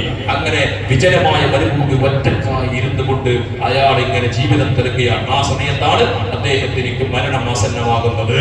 മരണം ആസന്നമായി. ആ സമയത്താണ് അല്ലാഹുവിനോട് ആ മനുഷ്യൻ ദുആ ചെയ്യുന്നു, പടച്ചോനേ എന്റെ സ്വന്തം നാട്ടിൽ നിന്ന് നാട് കടത്തിയിട്ട് വേറൊരു നാട്ടിൽ പോയിട്ട് അവിടെ നിന്ന് എന്റെ നാട് കടത്തിയിട്ട് ഞാൻ ഒറ്റയാണ്, ഗരീബാണ് റബ്ബേ. ഇലാഹി ഖതഅതനി അനിൽ ഔലാദി വൽഅസ്വാദ്. പടച്ചോനേ എന്റെ ഭാര്യമാരെ തൊട്ട്, എന്റെ മക്കളെ തൊട്ട്, എന്റെ കുടുംബക്കാരെ തൊട്ട് എന്നെ എല്ലാവരും ദൂരത്താക്കിയിരിക്കുന്നു, മുറിച്ചു കളഞ്ഞിരിക്കുകയാണ്.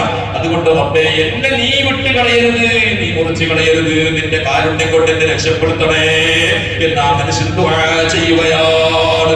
ദോഷങ്ങളെ കൊണ്ട് മുങ്ങി കുളിച്ച നാട്ടുകാരൻ മുഴുവൻ ലാലത്തിട്ട മനുഷ്യന്റെ ദുആ അല്ലാഹു കാരുണ്യവാനായ റബ്ബ് കേട്ടു. എന്നിട്ട് ആകാശത്തിൽ നിന്ന് അതാ ഒരുപാട് ഊർലീങ്ങളായ ആളുകളെ ഉമ്മാന്റെ കോലത്തിൽ, ഭാര്യന്റെ കോലത്തിൽ, മക്കളെ കോലത്തിൽ, ചങ്ങായിമാരുടെ കോലത്തിൽ അയാൾ അടുക്കലേക്ക് വരുന്നു, വെള്ളം കൊടുക്കുന്നു, അവർക്ക് വേണ്ട എല്ലാ സൗകര്യങ്ങളും ചെയ്തു കൊടുക്കുന്നു. സന്തോഷത്തോടെ അയാൾക്ക് ഉമ്മാനെ കിട്ടിയതുപോലെ, ഭാര്യന്റെ കോലത്തിൽ വന്നപ്പോ ഭാര്യനെ കിട്ടിയ പോലെ, മക്കളെ പോലെ സാവധാനത്തോടുകൂടെ വായിലേക്ക് വെള്ളം വെച്ചിച്ചു കൊടുക്കുന്നു. എല്ലാമായി അദ്ദേഹം വിട പറയുകയാ. അങ്ങനെ വിട പറഞ്ഞിട്ട് അങ്ങനെ മഹാനായ കരീമുല്ലാഹി മൂസാ നബി അലൈഹി സ്വലാത്തു വസ്സലാമിലേക്ക് അല്ലാഹു ഇലാ മൂസാ മൂസാ നബി അലൈഹി സ്വലാമിലേക്ക് സന്ദേശം അറിയിച്ചു. മൂസാ ഇന്ന സ്ഥലത്ത് ഒരു കുട്ടന്റെ ഒരു അടുത്ത് ഒരു എന്റെ ഔലിയാക്കളിൽപ്പെട്ട ഒരു മഹാമനുഷ്യൻ മരിച്ചിട്ട് കിടക്കുന്നുണ്ട്. അയാളെ മയ്യത്ത് കുളിപ്പിച്ചിട്ട് സംസ്കരിച്ചിട്ട് അയാൾക്ക് വേണ്ട വ്യവസ്ഥ ആക്കണം. മൂസാ നബി അലൈഹി സ്വലാം ഓടിപ്പോയി നോക്കുമ്പോ മൂസാ നബി അലൈഹി സ്വലാം അത്ഭുതപ്പെട്ടു. പഠിച്ചോ എന്തിത്? ആ നാട്ടിൽ നിന്ന് നാട് കടത്തിയിട്ട് പിന്നെ ഒരു നാട്ടിൽ നിന്ന് നാട് കടത്തിയിട്ട് ഇടീ നാട്ടുകാരെ ലേലത്തിട്ട മനുഷ്യനെ കുളിപ്പിക്കാൻ വേണ്ടി അതാ അവിടെ നിന്ന് അയാളെ മയ്യത്ത് സംസ്കരിക്കാൻ വേണ്ടി പ്രവാചകനായ മൂസാ അല്ലാഹു ഡയറക്റ്റ് അറിയിച്ചു കൊടുത്തു. അല്ലാഹു സുബ്ഹാനഹു വ തആല മൂസാ നബി അലൈഹി സ്വലാത്തു വസ്സലാം ചോദിച്ചു, പടച്ചവനെ എല്ലാം കഴിഞ്ഞിട്ട് റബ്ബിനോട് ചോദിച്ചു, പടച്ചവനെ എന്താണ് ഈ മനുഷ്യന്റെ ക്വാളിറ്റി, ഈ മനുഷ്യൻ ഇങ്ങനെ ആകാൻ കാരണം എന്താ? ആ സമയത്താണ് മൂസാ നബി അലൈഹി സ്വലാമിനോട് അല്ലാഹു അറിയിച്ചു കൊടുക്കുന്നു, മൂസാ അദ്ദേഹം ആ മരിക്കുന്നതിന്റെ അദ്ദേഹത്തിന്റെ മരണം ആസന്നമാകുന്ന സമയം വരെ കുറ്റവാളിയാണ്, എല്ലാം കൊണ്ടും എന്റെ റഹ്മത്തിനെ തൊട്ട് ദൂരത്തായവനാണ്. അദ്ദേഹം മരണം ആസന്നമായ സമയത്ത് എന്റെ കാരുണ്യത്തിനെ ഉറപ്പിച്ചുകൊണ്ട് ഒരു വിളി വിളിച്ചു, എന്റെ കാരുണ്യവാനായ റബ്ബേ, ഭാര്യയില്ല അല്ലാ, മക്കളില്ല അല്ലാ, കുടുംബ ഉപ്പ നാട്ടുകാർ ആരുമില്ല, എനിക്ക് നീ മാത്രമേ ഉള്ളൂ. കാരുണ്യവാനായ റബ്ബ് സുബ്ഹാനഹു വ തആല എന്നെ വിളിച്ചപ്പോൾ എന്റെ കാരുണ്യം എല്ലാ വസ്തുക്കളെക്കാളും വിശാലമായതാണ്. അതുകൊണ്ട് എന്റെ കാരുണ്യം കൊണ്ട് അദ്ദേഹത്തിന്റെ ദോഷങ്ങൾ മുഴുവനും പുറത്തു കൊടുത്തിട്ട് അയാളെ വലിയ സ്ഥാനത്തേക്ക് എത്തിച്ചിട്ട് സ്വർഗത്തിന്റെ ആളുകളെ കൂട്ടത്തിൽ പെടുത്തിയത് ചരിത്രം നമ്മോട് പഠിപ്പിച്ചു തരുമ്പോ അല്ലാഹുവിന്റെ കാരുണ്യത്തിന് അല്ലാഹുവിന്റെ കാരുണ്യത്തിന് തൊട്ട് ആരും വിദൂരത്താകണ്ട. എത്ര ദോഷം ചെയ്തിട്ടുണ്ടെങ്കിലും നന്നാകാൻ വഴിയുണ്ട്, അല്ലാഹു നമ്മളെ സ്വീകരിക്കും. പക്ഷെ ഒരു കാര്യം, ഇനി അങ്ങോട്ട് ആ ദോഷത്തിലേക്ക് പോകൂല എന്നുള്ള ഉറപ്പ് മനസ്സിൽ വെച്ചോ. എന്നിട്ട് റബ്ബിനോട് മനസ്സൊരുക്കി അല്ലാഹുവിനോട് ദുആ ചെയ്തോ. ഇനിയുള്ള ദിവസങ്ങൾ ഇനി നമുക്ക് ഉണ്ടാകുമെന്നറിയില്ല. കഴിഞ്ഞ കൊല്ലം നമ്മോട് ഉണ്ടായിരുന്ന എത്രയോ ആളുകൾ മയ്യത്താണ്, ഖബറിലാണ്. അദ്ദേഹത്തിന് അവർക്ക് വിചാരിച്ചില്ല അടുത്ത റമദാൻ വരുമ്പോൾ നമ്മൾ ഉണ്ടാകുമെന്ന്. അടുത്ത റമദാൻ വരുമ്പോ നമ്മുടെ പിഞ്ചു മക്കൾ അനാഥകളാക്കിക്കൊണ്ട് നമ്മൾ ഈ ലോകത്ത് നിന്ന് വിട പറയുമോ? ആർക്കും പറയില്ല. നമുക്കറിയാം, അടുത്ത ദിവസങ്ങൾ മരിച്ചുപോയ ഒരു കേരളത്തിൽ അറിയപ്പെട്ട പ്രഭാഷകനായ മസൂദ് സഖാഫി, അദ്ദേഹം ഞാനുമായി നല്ലൊരു ബന്ധത്തിലുള്ള വ്യക്തിയായിരുന്നു. എന്തായിരുന്നു ആ മനുഷ്യന്റെ മരണം? അയാൾ ചിന്തിച്ചിട്ടുണ്ടാകുമോ? 3 മക്കളുടെയാണ്, 3 ചെറിയ മക്കൾ. ആ മനുഷ്യൻ മരിച്ച രാത്രി സമയത്ത് പ്രഭാഷണം കഴിഞ്ഞിട്ട് പുരക്കെത്തിയിട്ട് രാവിലെ വിശ്രമിച്ച മനുഷ്യൻ പെട്ടെന്നുള്ള മരണം. 42 43 വയസ്സിൽ ചിന്തിച്ചു പോയോ? നമ്മൾക്ക് അതൊക്കെ ചെയ്യുമ്പോൾ നമ്മൾ ആലോചിക്കണം, പഠിച്ചവരെ നമ്മളുടെ അവസ്ഥ എന്തായിരിക്കും അവസ്ഥ? നമ്മൾ എത്ര ദോഷമുണ്ട്. ഇത് നല്ല സ്വാലിഹായ മനുഷ്യനാണെങ്കിൽ നമുക്ക് അവിടെ രക്ഷപ്പെടാം. മക്കളുടെ കാര്യം നമ്മളെന്ന് ചിന്തിക്കുന്നത് എങ്ങനെ? പഠിച്ചവരെ, ഞാൻ മരിച്ചെങ്കിൽ എന്റെ മക്കളുടെ കാര്യം എന്താവുന്നല്ലേ? മക്കളുടെ കാര്യം നോക്കാൻ ഇവിടെ ഒരുപാട് ചാരിറ്റികളും കുടുംബക്കാരും അവർ പട്ടിണിയാവില്ല. പക്ഷെ എന്റെ കാര്യം എന്താവും നമ്മൾ ചിന്തിക്കണം. ഞാൻ നാളെ ഇന്ന് രാത്രി നമ്മൾ മരിച്ചാൽ പഠിച്ചവൻ എന്റെ കയ്യിൽ എന്താ വരുണ്ട്? അള്ളാഹുവോട് പറയാൻ എന്തെങ്കിലും ഉണ്ടോ? റബ്ബിനെ, എന്റെ 40 കൊല്ലത്തെ ജീവിതത്തിൽ റബ്ബേ, എന്റെ 15 കൊല്ലം കുട്ടിക്കാലായിട്ട് പോയി, പുളറകളിൽ പോയി, 15 കൊല്ലത്തിന്റെ ജീവിതകാലത്ത് അള്ളാഹുവിനോട് ചോദിച്ചു, എനിക്ക് വേണ്ടി എന്ത് ചെയ്തു എന്ന് ചോദിച്ചാൽ അള്ളാഹ്ക്ക് വേണ്ടി ചെയ്തു എന്ന് പറയാൻ എന്തെങ്കിലും നമ്മുടെ കയ്യിലുണ്ടോ? അള്ളാഹിന്റെ വജഹിന് വേണ്ടി ഒരു രഹസ്യമായ ഇബാദത്ത് നമ്മുടെ കയ്യിലുണ്ടോ? എന്തെങ്കിലും സീക്രട്ട് ആയിട്ട് നമ്മുടെ കയ്യിൽ ഇബാദത്ത് വേണം. നമുക്കൊരു രഹസ്യമായ നമ്മളെ കച്ചവട കാര്യങ്ങളെല്ലാം ഉണ്ടെങ്കിലും നമുക്ക് രഹസ്യമായിട്ട് ഒരു നമ്മളെ ബാക്ക്ഗ്രൗണ്ട് നമ്മൾ റെഡിയാക്കി വെക്കുമ്പോൾ കുറച്ച് പൈസ നമുക്ക് എന്താവും ചെലവിന്, പബ്ലിക്കില്ലാതെ കുറച്ച് നമുക്ക് ഇടപാടിന്റെ പൈസ കാര്യം നമ്മുടെ കയ്യിലുണ്ടാവും. എന്തിനും കുടുങ്ങിയെങ്കിലും നമുക്ക് നമുക്ക് ചെലവാക്കാൻ വേണ്ടി റമദാൻ മാസമൊക്കെ വരുമ്പോൾ നമ്മൾ കുറച്ച് പൈസ എടുത്തു വെക്കും. എന്തിന്? കുടുങ്ങിയിട്ടാൽ ബുദ്ധി രോഗം വന്നെങ്കിൽ ചികിത്സക്ക് വേണ്ടി ഇങ്ങനെ നമുക്ക് രഹസ്യമായ ഒരു അക്കൗണ്ട് വേണം അള്ളാഹുവിന്റെ മുമ്പിൽ. നിസ്കരിക്കുന്ന, നോമ്പ് നോക്കുന്ന, ഹജ്ജ് ചെയ്യുന്നതെല്ലാം ജനങ്ങൾ കാണുന്നത്. ജനങ്ങൾക്ക് ആർക്കും അറിയാത്ത രീതിയിലുള്ള ഒരു രഹസ്യമായ ഇബാദത്ത്, രഹസ്യമായി എന്തെങ്കിലും ഒന്ന് നമ്മുടെ ജീവിതത്തിൽ ഉണ്ടാകണം. അള്ളാഹുവിന് വേണ്ടി നന്നായി ഇസ്തിഗ്ഫാർ ചൊല്ലണം. കഴിയുന്നത് രഹസ്യമായ ദാനധർമ്മങ്ങൾ ചെയ്യണം. ഞാൻ അവസാനിപ്പിക്കുന്നു. കേരളത്തിൽ ഞാൻ മുൻപ് പറഞ്ഞിട്ടുണ്ട്, ഒരു മുതലാളി മരിച്ചപ്പോൾ ആ മുതലാളിയുടെ തൊട്ടപ്പുറത്തുള്ള ഒരു പാവപ്പെട്ട വീട്ടിൽ എപ്പോഴും ധർമ്മം കൊടുക്കും. ഈ ഒരു വലിയൊരു മുതലാളിന്റെ പര തൊട്ടപ്പുറത്ത് ഒരു മിസ്കീന്റെ പര. ഈ മുതലാളിന്റെ പരക്ക് എന്ത് കൊടുക്കുന്നില്ല, അത് വേട്ട തുറക്കലില്ല, എന്ത് കൊടുക്കാതെ തിരിച്ചയക്കും. ഈ അതിന്റെ അടുത്തുള്ള പാവപ്പെട്ട 100 രൂപ 50 പൈസ കൊടുക്കും. അങ്ങനെ ആളുകളെല്ലാം ഇയാളെ പ്രശംസിക്കും, ആ മുതലാളിനെ ചീത്ത പറഞ്ഞിട്ട് പോകും. അങ്ങനെ കുറെ കൊല്ലം കഴിഞ്ഞ് മുതലാളി മരിച്ചപ്പോൾ പിന്നെ ഈ പാവപ്പെട്ടവന്റെ കയ്യിൽ പൈസയില്ല. ആ സമയത്ത് അദ്ദേഹം ആളുകളോടെല്ലാം പറഞ്ഞു, ഇതുവരെ ഞാൻ കൊടുത്ത പൈസ മുതലാളിന്റെ പൈസയാണ്. ആളുകൾക്ക് അറിയുന്ന വേണ്ടാന്ന് വിചാരിച്ചിട്ട് ഞാൻ എന്റെ ഒരു സീക്രട്ടായിട്ട് രഹസ്യമായിട്ട് കൊടുക്കാൻ എന്റെ കയ്യിൽ ഏൽപ്പിച്ചതാണ്. അയാളുടെ നാട്ടുകാരെല്ലാം നേരത്തിട്ട്, പക്ഷെ അയാൾക്കാണ് എന്റെ കുട്ടികളൊക്കെ. അപ്പൊ ഞാൻ ചിന്തിച്ചു, അയാൾക്കൊക്കെ ആ സദക്കന്റെ കൂലി എന്തായിരിക്കും? നമുക്ക് നമ്മ പേരിന് വേണ്ടിയിട്ട് മാത്രം ഞാൻ എന്നെ നിങ്ങളെ കൂട്ടിയിട്ട് പറയാം, പേരുള്ളതിലേക്ക് 500, പേരില്ലാത്തതിലേക്ക് പുസ്തകം ചുറ്റിട്ടുണ്ടെങ്കിൽ പള്ളിക്ക് 2 രൂപന്റെ കോയിക്കും അല്ലെ? 2 രൂപ പള്ളിക്ക് വരുന്ന 2 രൂപന്റെ അടുത്തോണ്ട് വരുന്നത്. അതുകൊണ്ട് അതെല്ലാം ഒഴിവാക്കി നമ്മൾ എന്താക്കാം? അല്ലാഹുവിന് വേണ്ടി രഹസ്യമായ ഇബാദത്ത്, രഹസ്യമായ ഇസ്തിഗ്ഫാർ, രഹസ്യമായ സ്വലാത്ത് നന്നായി അല്ലാഹുവിലേക്ക് ഖേദിച്ച് മടങ്ങിക്കൊണ്ട് ഈ റമളാനിനെ ഉപയോഗപ്പെടുത്തണമെന്ന് എന്റെ നഫ്സിനോടും നിങ്ങളോട് ഞാൻ ഉപദേശിക്കാൻ അർഹനല്ലെങ്കിലും കുറ്റവാളികളായ കുറ്റവാക്ക് ചെയ്ത ഒരുപാട് കുറ്റം ചെയ്ത ആളാണെന്ന ബോധം എനിക്കുണ്ട്. പക്ഷേ റബ്ബിന്റെ കാരുണ്യം പ്രതീക്ഷിച്ചുകൊണ്ട് എല്ലാവരും പരസ്പരം ദുആ ചെയ്യണം. അങ്ങോട്ടും എല്ലാവർക്കും ദുആ ചെയ്യണം. ജനങ്ങളോട് അഫൂ ചെയ്യണം. കുടുംബത്തിൽ സമാധാനത്തോടെ ജീവിക്കണം. എല്ലാവരും സന്തോഷത്തോടെ ജീവിച്ച് മരിക്കാനുള്ള ശ്രമങ്ങൾ നടത്തണമെന്ന് എന്റെ നഫ്സിനോട് നിങ്ങളോട് ഓർമ്മപ്പെടുത്തി 2 വാക്കുകൾ ഞാൻ അവസാനിപ്പിക്കുന്നു. അർഹമുറാഹിമിനായ മാലിക്കുൽ മുലൂക്കായ കരുണക്കടലായ റബ്ബേ, പറഞ്ഞതിനെ കേട്ടതും നീ കബൂലാക്കണം റഹ്മാനേ.